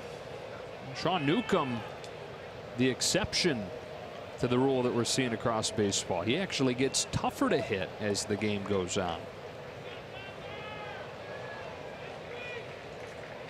Puig at first with 2 out, and a 1-1 to Taylor is grounded foul, strike 2.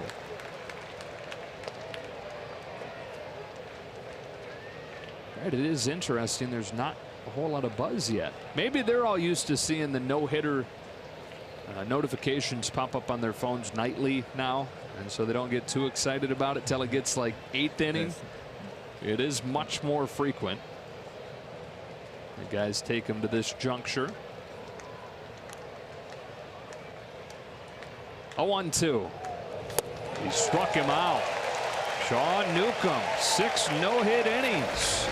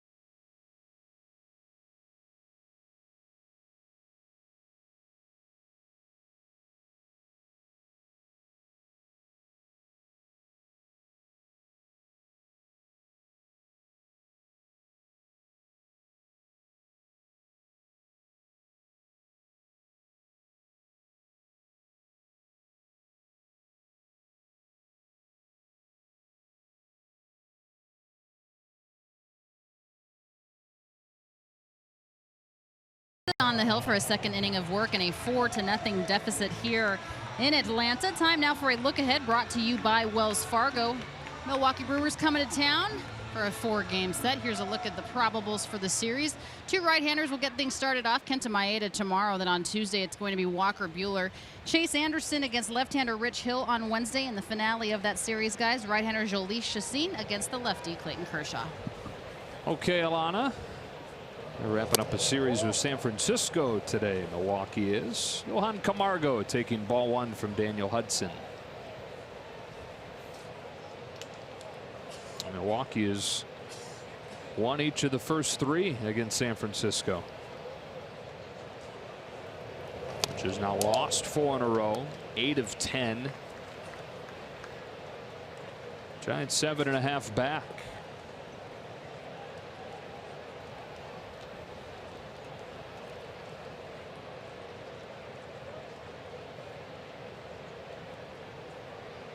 Hudson's 2-0. Strike one.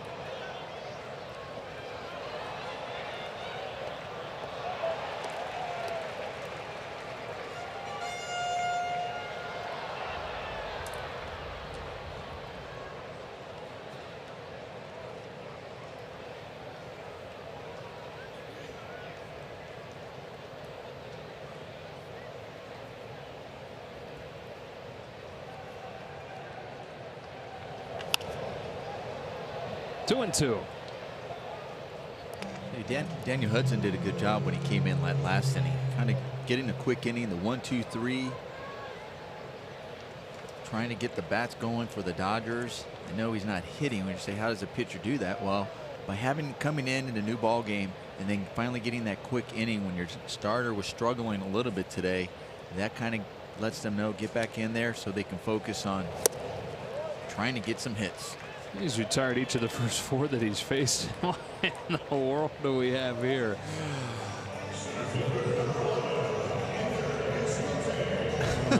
Ozzie Albies and Ronald Acuna Jr. Nap time.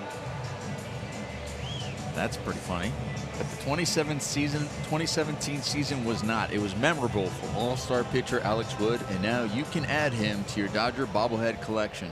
On July 31st, when the Dodgers host the Milwaukee Brewers at 7:10, the first 40,000 fans will receive an Alex Wood bobblehead presented by Emirates.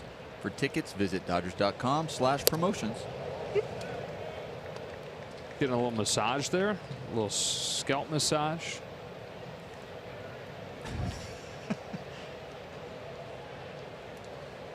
Best of friends, those two. They're probably going, listen, I think I'm a little stressed right now. I need to find a way to relax.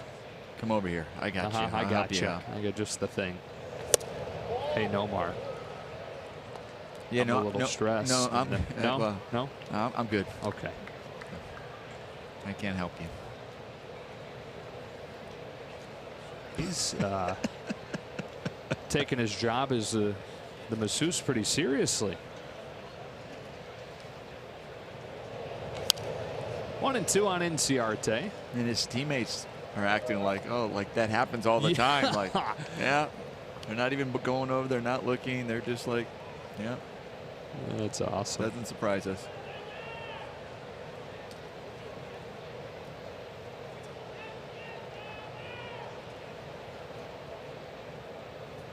Rejuvenated.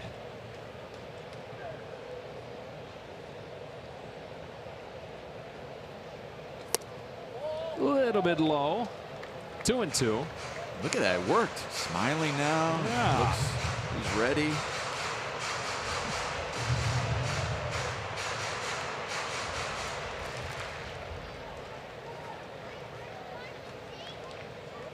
Going to be a whole lot of fun to follow these Braves in the coming years. Acuna just 20. Albies 21. That's ground ball to first. Bellinger's got it. He'll take it to the bag. 2 up and 2 down. And a lot of money coming off of the books. They don't have a whole lot committed to veterans long term, so they're expected before too long to become a spender, significant player as far as free agency goes, to supplement some of those homegrown pieces.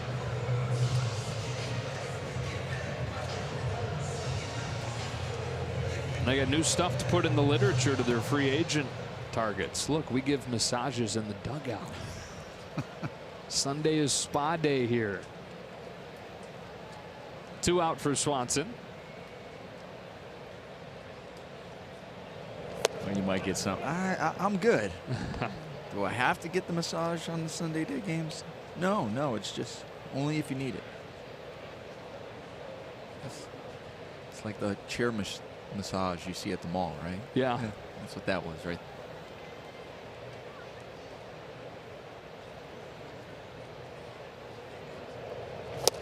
One ball, one strike.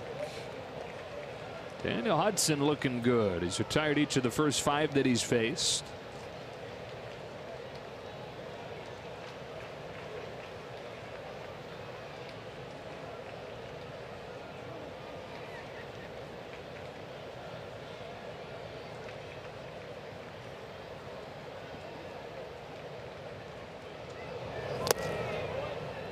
Two and 1.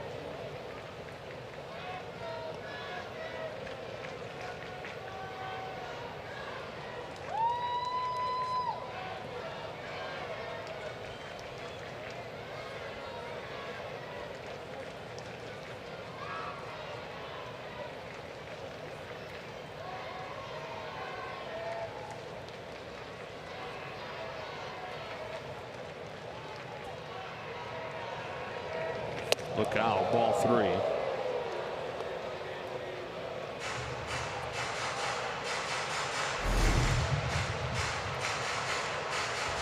Just missed his spot just a little bit. So when you have the replay, the reaction looked like it was a lot closer to him than when you actually saw that on the replay.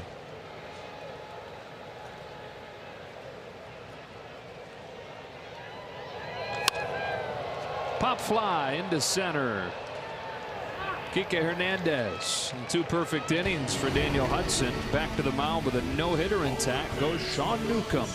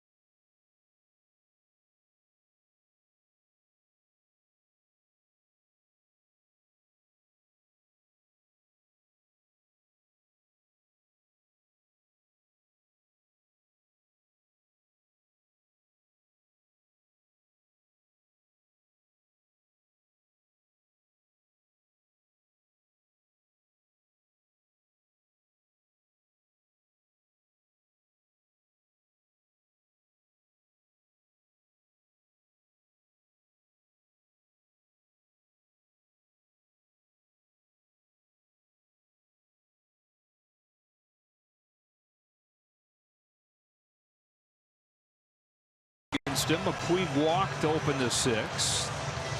With that key number, 88 pitches. The average is about 100 per outing. And so it's comfortable right now on a normal day, but most that he's ever thrown as a big leaguer, 111. Figured they let him go beyond that. Still, though, 3 innings to go. If you're looking at 111, that's 8 pitches per inning or so. And he's been throwing a lot more than that per inning. He's been getting behind a lot of Dodger hitters. Really isn't starting off 0-1. It's funny. It's got some good movement when pitches are out of the zone. Dodgers are swinging at balls out of the zone. 2, 3, and 4. Machado, Kemp, and Hernandez. 1 ball, no strikes. He's been able to have a mix where he gets some strikes. He'll throw, especially the high fastball. He's been able to have the command of the high part of the zone, and then he'll throw some off the plate to get the Dodgers to chase. And then he'll get some where he throws in the middle where they just don't square him up. So maybe they just fly out. He's got a lot of fly outs today. The Dodgers just haven't been able to figure out, 1, recognize his pitches in the zone, and 2, being able to square them up.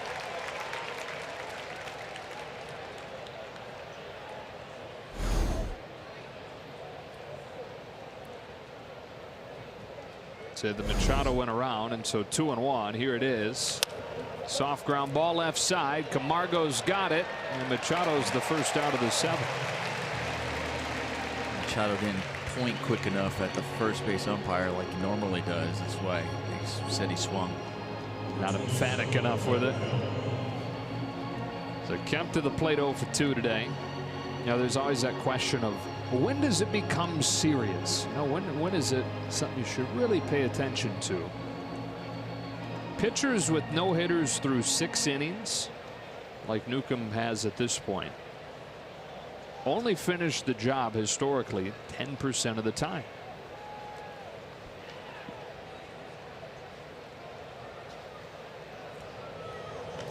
Kemp muscles the first pitch foul. It doesn't become a 50-50 thing, 50-50 chance to finish it off historically until you take a no-hitter into the ninth.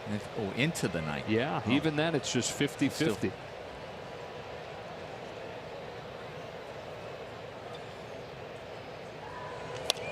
He's ahead of Kemp 0-2. And you gave us the numbers. What did you say? 300? How many? No. How 300 many no-hitters, 23 perfect right. games. And it sounds like a lot, but in the history of baseball, right? Been playing this game a while. Exactly. It's like, and then when you see and you're talking about those numbers, how it still goes 50-50 and in the ninth. So that means, let's just say that. I mean, I know a perfect game counts as a no-hitter as well, but you're looking at over 600 times it's happened. Somebody in the ninth. Yeah. 1-2. That's outside on Kemp, and it evens up 2 balls, 2 strikes. The Braves haven't had a no-hitter since Kent Mercker no-hit the Dodgers in LA in '94. A 2-2. A pop fly into short right. Markakis coming on. 2 out.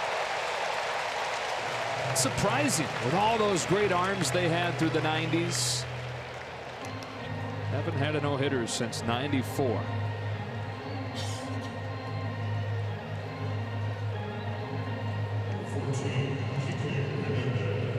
Two out, 7th inning. He's at 97 pitches, and the hitter is Hernandez.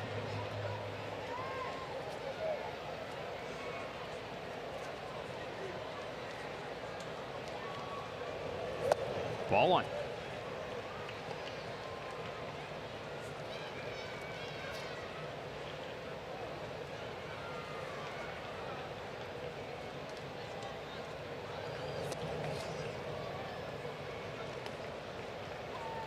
Next pitch is number 100.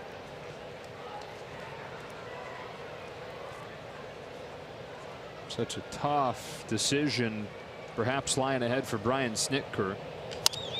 Line drive to center field. Inciarte. 7 no-hit innings for Sean Newcomb, and they're starting to feel it here in Atlanta.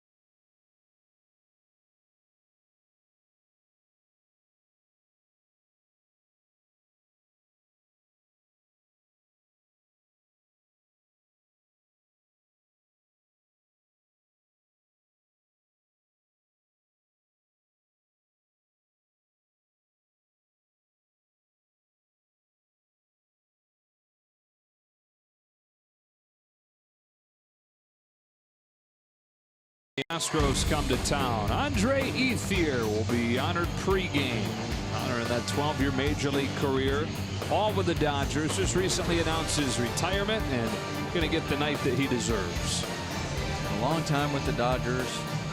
Said it's so impressive when a player can play 12 years. It's impressive he can get 10 years in the big leagues, let alone 12 with one organization. Quite rare these days in baseball. A tremendous career in that Dodger uniform, and to be able to put on a uniform for that long at this league and to go to 8 postseasons, quite a career. Eric Adell's on to pitch the bottom of the 7th, and the people here at Turner Field are like, let's get on with it. We wouldn't mind a 1-2-3 inning so we can watch this guy get back out there and continue what he's doing. Sean Newcomb, strike 1. 7 no-hit innings, but he's at 100 pitches. And so you want to be a big league manager, huh? In this day and age of everybody doing everything in their power to protect young arms, and rightfully so. It's dribbled foul, and it's 0-2. This decision is going to fall on 63-year-old Brian Snitker, the oldest first-time manager in more than a quarter century.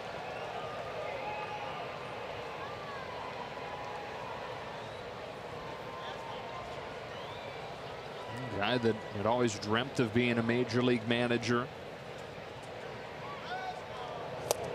That's strike 3. Newcomb back to the dugout, 1 away in the 7th. But Snitker had kind of given up on that dream of reaching the big leagues as a manager. Interviewed for the job in 2011, was passed over for it when they hired Freddie Gonzalez. Snitker was 55 at that point, and he thought that was probably my chance. This is the organization I've always been in. I'm not going to get a chance anywhere else. Freddie's going to have a nice run. By the time he's done, I'm going to be too old. So he went back to AAA, was managing there as Acuna Jr. comes up and takes ball 1. And then Freddie Gonzalez gets off to a 9-28 start a couple years ago, and the Braves cut him loose. Who do they call to come up and replace him? Brian Snitker. At that point, just an interim. He was even caught off guard that they gave him the call for that. It's bounced back to Goodell, and he'll throw Acuna out. 2 gone.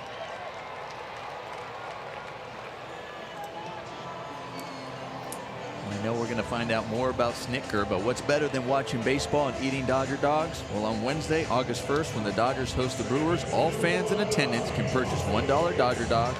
Buy up to 5 Dodger dogs per person per transaction. Visit Dodgers.com/promotions. Albies to the plate with 2 gone here in the 7th. Yeah, Snitker had been with the organization for 40 years when they finally gave him the opportunity. Close to 40 years in one role or another. He started as a minor league catcher and caught for 4 seasons, struggled, didn't look like he had much of a future as a player. And so the farm director asked him one day if he had an interest in coaching. It's grounded foul. That farm director, by the way, was Hank Aaron. So Hank Aaron asked the young Brian Snitker what he thought about transitioning out of playing into coaching, and spent 25 years coaching in the minors, managing some too, and then a decade as a coach on Bobby Cox's staff at the major league level in Atlanta. That's high on Albies, and it's 2-2. Went back to managing when he got passed over for the job in 2011. Never thought that he'd get this chance, and here he is, the guy they're sticking with through this rebuild. 63 years old now.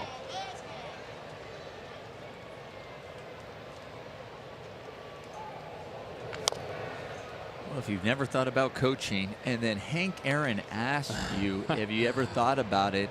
I am now. That's right. Yeah. You bet, sir. Definitely giving it some thought.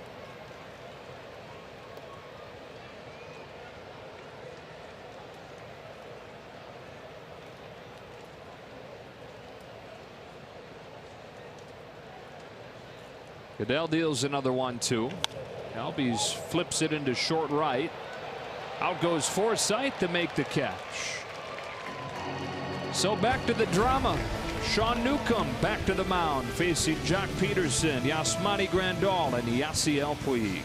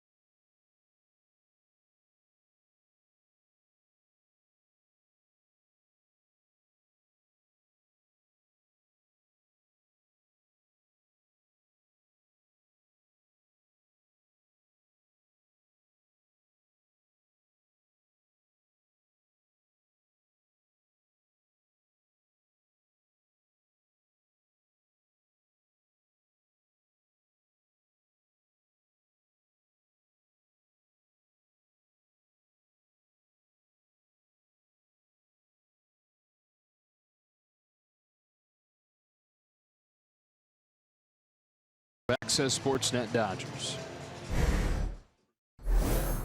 All right, thanks, Joe. Right now, it'd be a really good time for some kind of no-hitter jinx. You got anything, Ned? Bench clearing brawl, perhaps? Only kidding. Only kidding. That might work. I think Yasiel Puig will break up the no-no. All right, hopefully somebody does. Hopefully the Dodgers can come back and win this one. We'll see you guys soon. Ned. Jock Peterson leads it off in the 8th and takes ball 1 on pitch number 101. Ned, Sean Newcomb. Bench clearing brawl, Ned. What do you want? Somebody to start drawing with Newcomb? Hey, throw a pitch I can hit. It's Peterson's first time seeing him. In the double switch.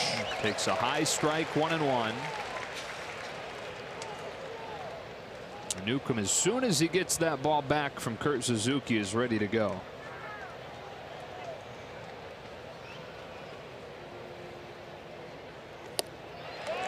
One around, 1-2.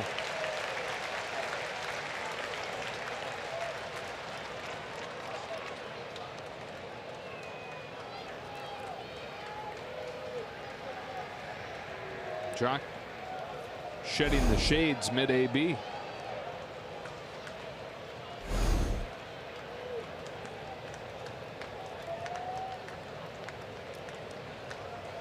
Newcomb's 1-2. Fouled off. Peterson's had some good at-bats on this road trip against left-handed pitching.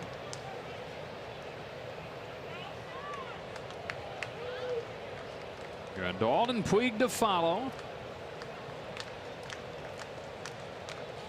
Another 1-2 pitch. That's upstairs, and every pitch that Newcomb throws counts at this point towards that all-important number at 105, where his career high is 111.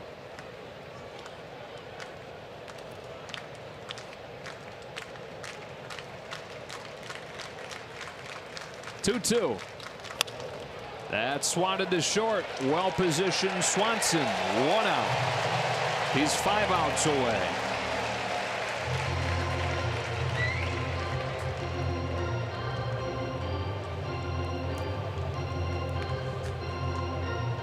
You know, there's one thing where now managers, you look at the count where we talk about pitch count, and it's always looked at in today's game, but then they always talk about stressful innings, stressful pitches, stressful at bats. I'm trying to think He's thrown a lot of pitches, and we talked about that, but have they really been stressful at bats? Dodgers really haven't been, and it's easy to say when you're throwing a no-hitter. Sometimes there are at bats, even though they are able to get out, they battle through, and it seems to be stressful and fighting it.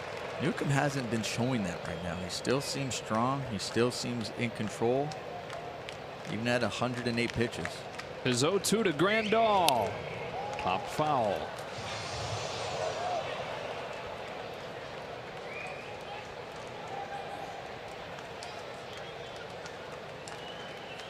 Seven and a third, no hit innings. 0-2. Bounce back to him. He's 4 outs away.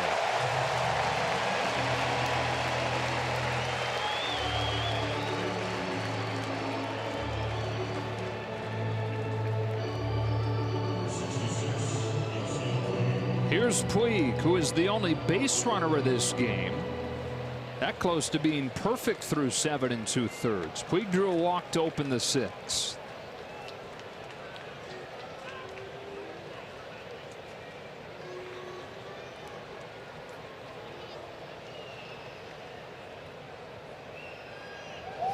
Strike one.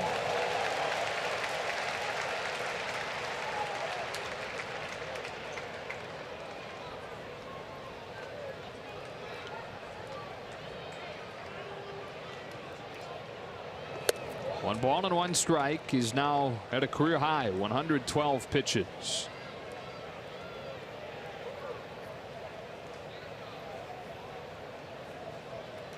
Newcomb to Puig with a 1-1. 1-2.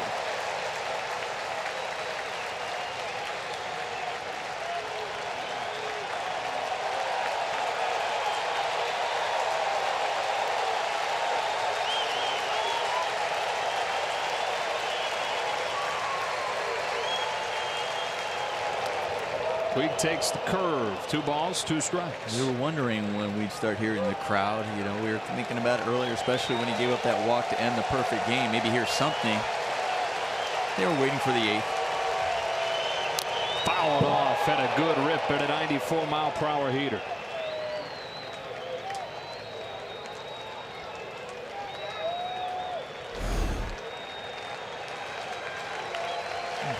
Seen a lot of those over the course of this game, just missing the heater. Full count. 116 pitches.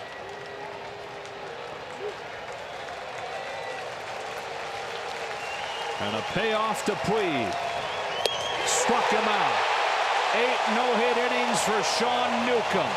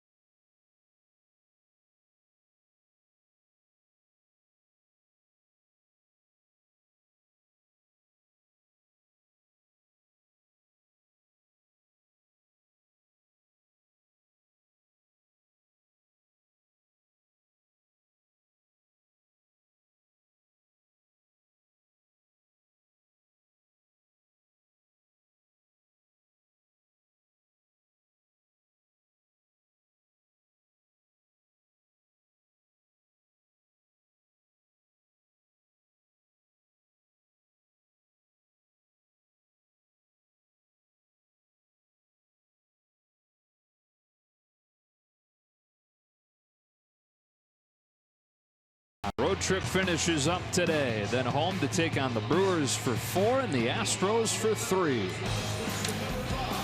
It continues. We talked about this road trip, playing top teams, or at least teams that are battling for the top of the division. Doesn't get any easier when they get back home. But the great thing is you're back home in front of your great fans. The Brewers coming in for those 4. 4-0, bottom of the 8th, Freddie Freeman. Eric Goodell delivers strike 1. It's all about Sean Newcomb right now, who's thrown 117 pitches, 6 more than in any other major league game in his short career. There is no movement down in that Braves bullpen. Freeman taps it foul, and it's 0-2.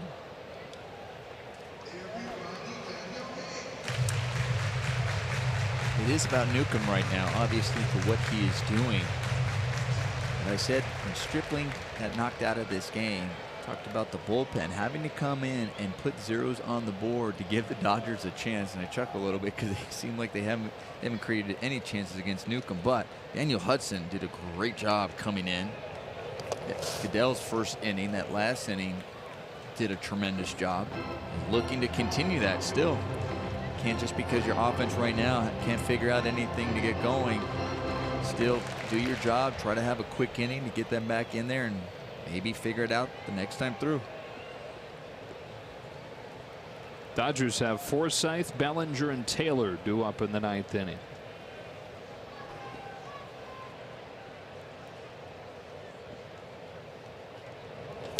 Two and 2 on Freeman.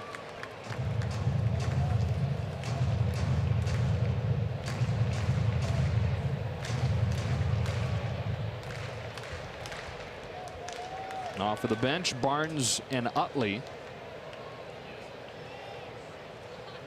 So one lefty, one righty, with the left-hander Newcomb on the mound. It's foul, and it stays at 2-2. You know, it's funny, the issue for the Braves as their season has spiraled downhill the last few weeks has been starting pitching. They've gone 5-13 in their last 18 games with a starting staff ERA of 5.5. Full count on Freeman. Newcomb turning that on its head today.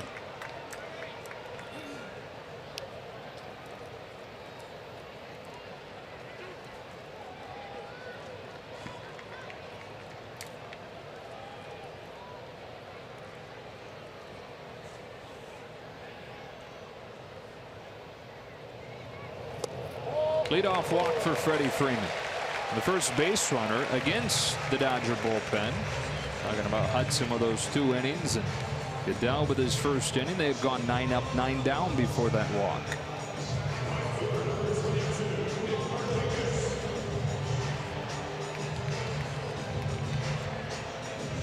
Here's Markakis.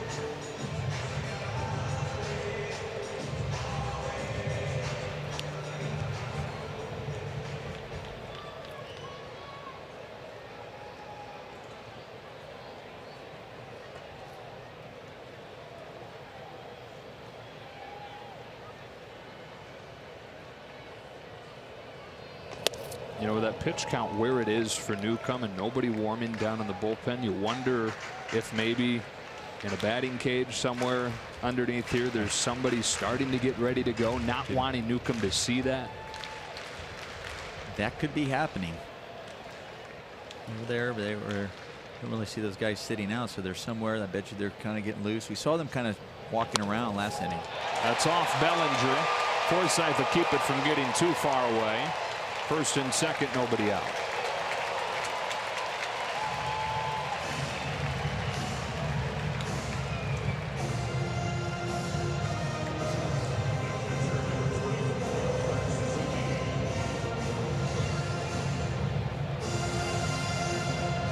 Two on, nobody out. Here's Kurt Suzuki, the man guiding Sean Newcomb through this no-hitter thus far.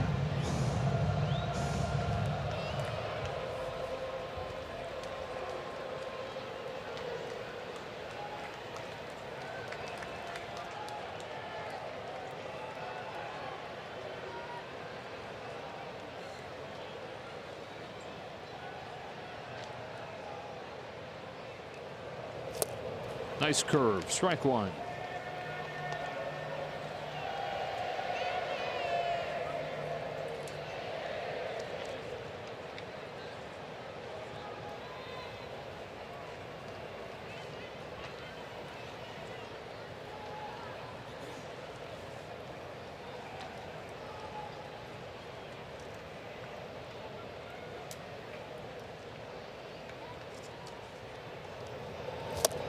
Wow. Splitter now. 0-2.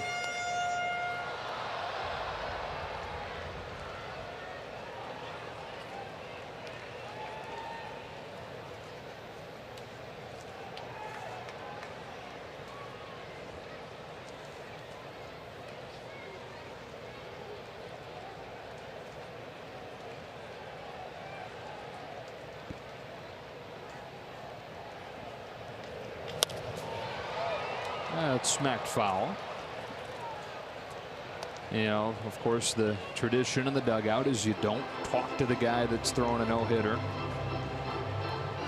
Newcomb's making sure of it. Not that he cares, right? But Newcomb's up in the tunnel. On a 90-degree day, perhaps a little bit cooler up there. Nowhere to be seen as he awaits the 9th inning. Maybe he's stretching out with the guys in the bullpen somewhere. Card game going on in the clubhouse.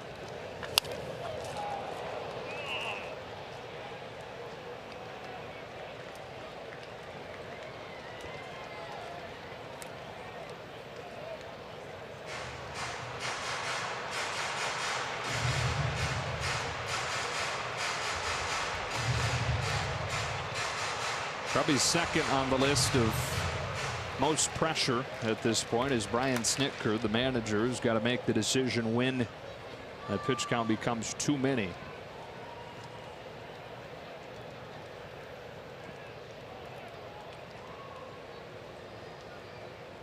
Two on, nobody out.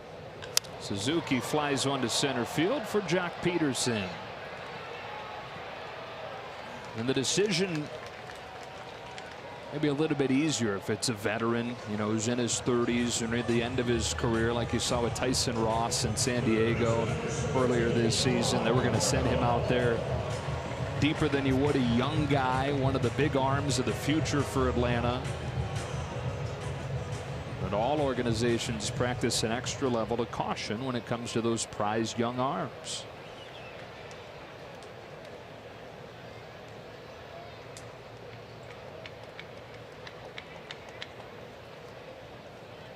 One away in the 8th. Johan Camargo swings and misses 0-1. And you mentioned Tyson Ross. You're going, okay. And later in his career, wonder is what's going to be the cutoff, or maybe that mentality when it is or isn't okay. Yeah. What's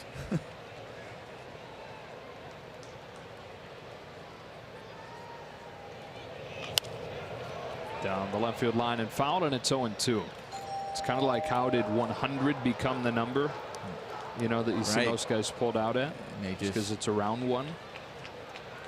Right. There's no real, because I don't think there's science behind it, right? About that it's 100. I thought it was more, they were talking about injuries and they were talking about more around a certain number where they were just looking into it for certain percentages of, but they really couldn't pinpoint that's it, but it just kind of came about.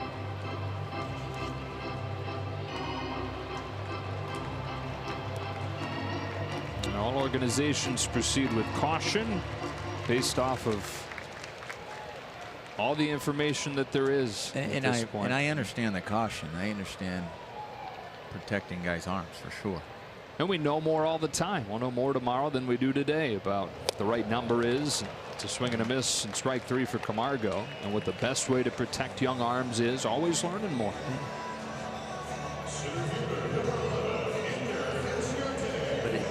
It does, like, because because I know, I'm pretty sure there's no research on this one where if a guy had a chance or threw a lot of innings for a no-hitter, and the one pitcher comes to mind they use is Johan Santana. Throws a no-hitter for the Mets and then gets injured. My argument is, would he have gotten hurt anyway besides that no-hitter? And how many guys, we talked about 300 no-hitters, and they've gone and when they've thrown them, did they get hurt right away, or was there an injury after that, and did they blame that no hitter on it? So, or is that just one of those unique issues there where you can't? I have a hard time saying, oh, that no hitter is what got that injury. Directly led right, to it. Exactly. One that people always bring up is Kerry Wood's 20 strikeout performance early on in his career, and the injury issues that followed. But again, it's hard to look at that one game and say that was the issue. There were many other games where he was running maybe a little deeper than he should have. Right. Could have been. There could have been. There. You know what? When there can be a lot of things, and guys end up getting injured because they're always on the edge of that in order to perform at this level. Goodell fires 2-0, and Inciarte takes ball 3. Throw down. Taylor with a nice catch on it. And on that, I just think about, I mean, we saw it on this road trip.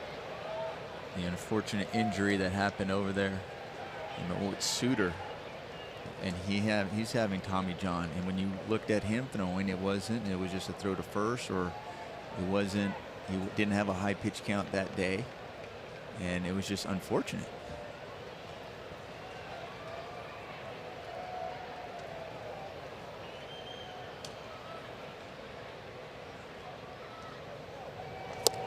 Splits the plate, 3-1.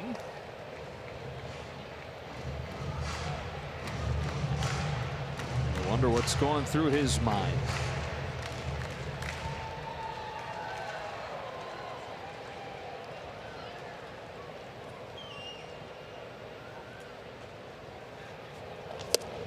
That's to the corner, and it's 3-2. Got a pretty decent rest here. This half inning has gone 11 minutes. His spot in the order due up in 2 spots. The 2 out here in the 8th. Runners who get a head start on this 3-2 from Goodell.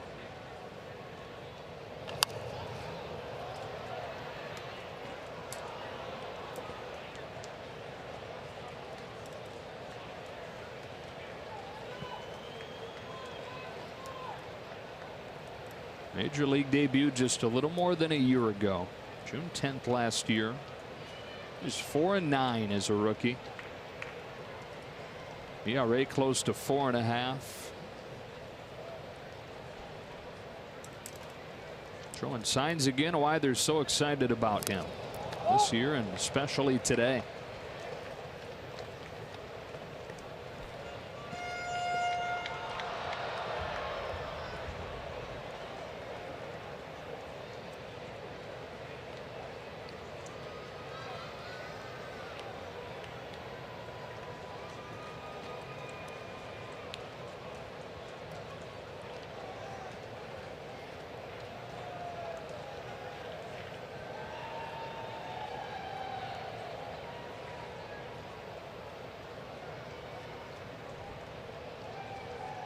There they go again. Here it comes again, and a bouncing ball to third. Machado's got it, throws on the run. The inning is over, and Sean Newcomb steps back into the spotlight.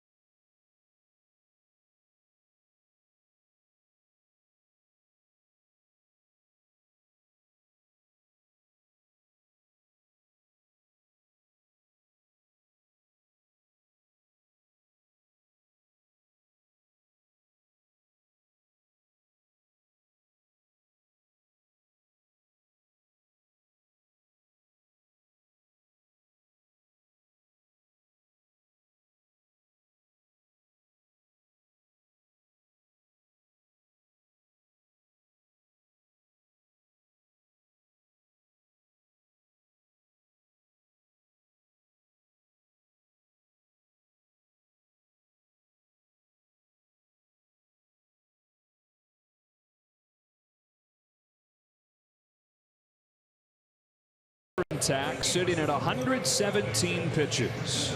You look at the breakdown, and we were talking about oftentimes even going this deep into the game, where are the stressful ones? You can kind of look at, obviously, that second inning, 21 pitches there were stressful. Then he seemed to get it in the third and fourth, not as stressful. And that 6th and 7th, 18th, yes, 17 pitches. But we just got a glimpse that last inning. Even though he threw 17 pitches, he still looked like he was in control, looked strong. So I bet I'll get rid of those. It looked like he was getting better as the game wore on. Logan Forsythe leads off the 9th and takes ball 1. And as soon as Newcomb turned his attention to home plate to open this 9th inning, behind him the bullpen started to work. 7 pitches more than he's thrown in any other game as a big leaguer. Forsythe flies it lazily to left. Ronald Acuna. He's 2 outs away. There have been 299 no-hitters in the history of baseball. 3 of them this season. None for the Braves since Sean Newcomb was less than a year old. 1994 against the Dodgers in LA. Kent Mercker did the job.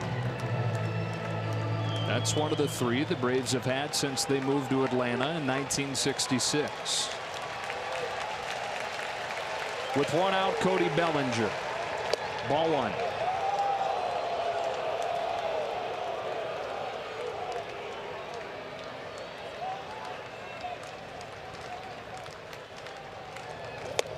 Strike 1.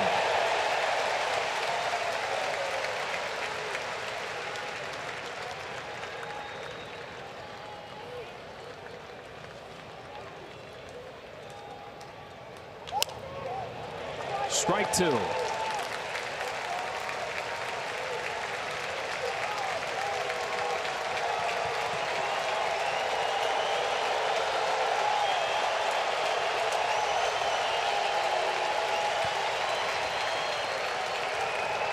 Two balls and 2 strikes.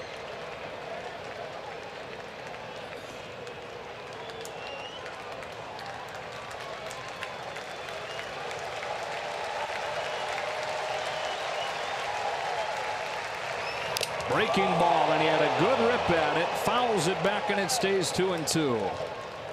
We've seen that over the course of this game. Balls on pitch cast in the middle of the plate, and the Dodgers just unable to put the barrel to those pitches. He'll try it again. Foul again. Still touching 93 with the fastball. 125 pitches now for the 25-year-old from Brockton, Massachusetts.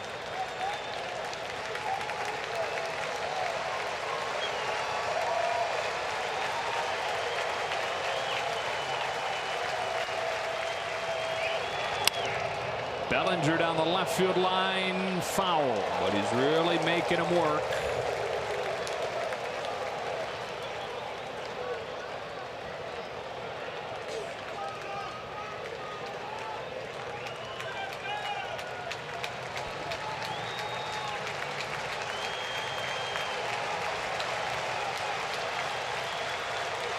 Another 2-2. Taken low and away.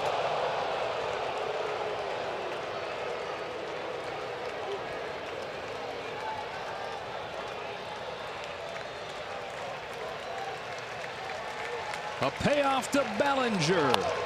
And a fly ball to right. Elby's out. Markakis on. He's 1 out away.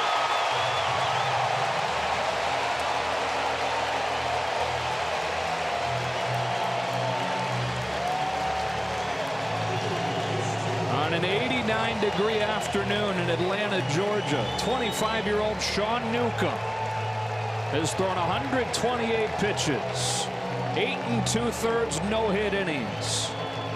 Chris Taylor, all that stands between him and history.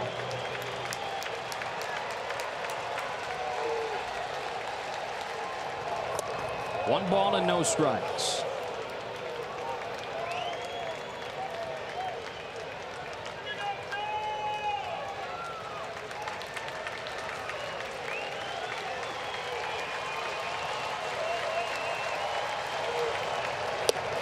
Strike one.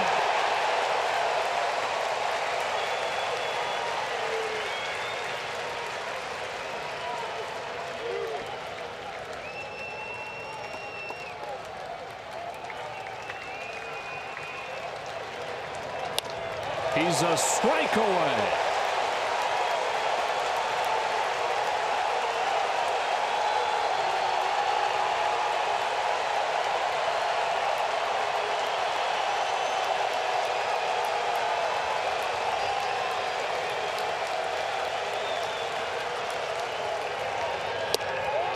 A little bit up, 2-2.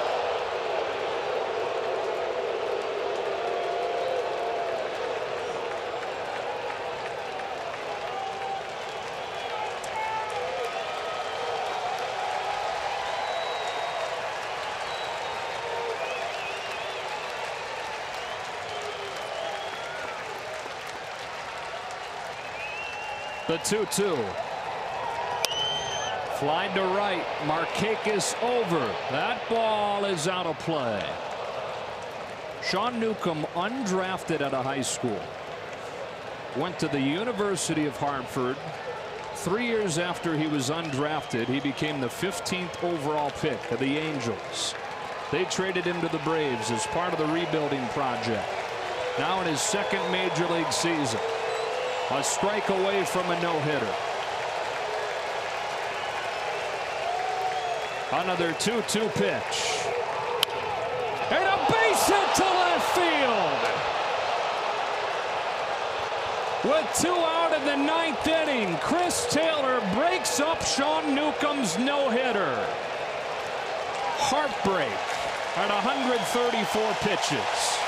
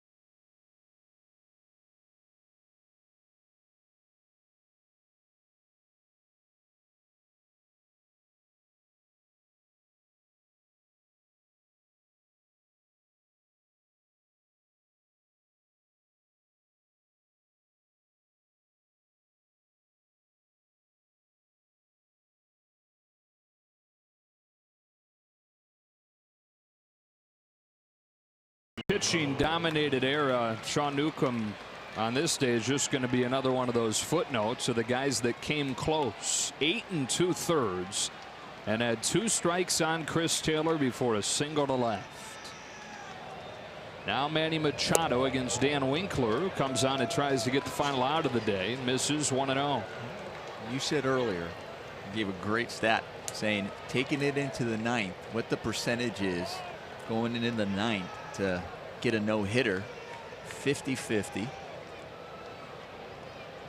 because it's still that hard. And the one saving grace, though, it was a legit hit. It was a good hit, solid hit.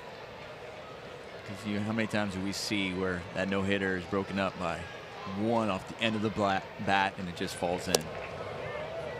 Yeah, broken bat flare. Right. Or 2-0 on Machado.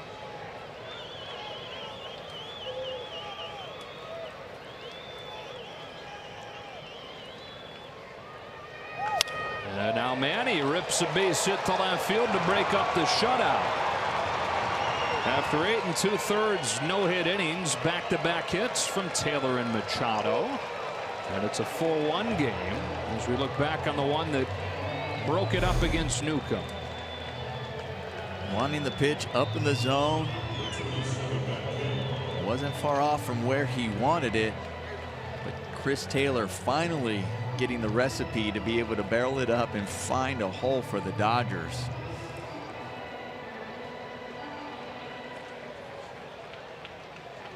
And now Matt Kemp to the plate in a 4-1 game. The conversation shifting from, oh my gosh, he's a strike away from a no-hitter, to you feel for him, to if Matt Kemp reaches, the Dodgers will bring the tying run to the plate. But a ground ball to third that should do it. And Johan Camargo throws across, and that's that. The Braves avoid the sweep, but feels entirely bittersweet for them as Sean Newcomb loses a no-hitter down to 1 out left. I mean, he really is the story. Sean Newcomb's performance, just giving up 1 hit. The Dodgers vying for the sweep here, trying to get the 4-game sweep. When we touched on it before the game started, they had a chance to have a great road trip, but they end it with a good road trip. Any nominations for our Lexus Player of the Game? Chris Taylor? Too soon. Sean Newcomb. What a performance. 8 2/3 for him. He's recaptured the form from early on in the first half when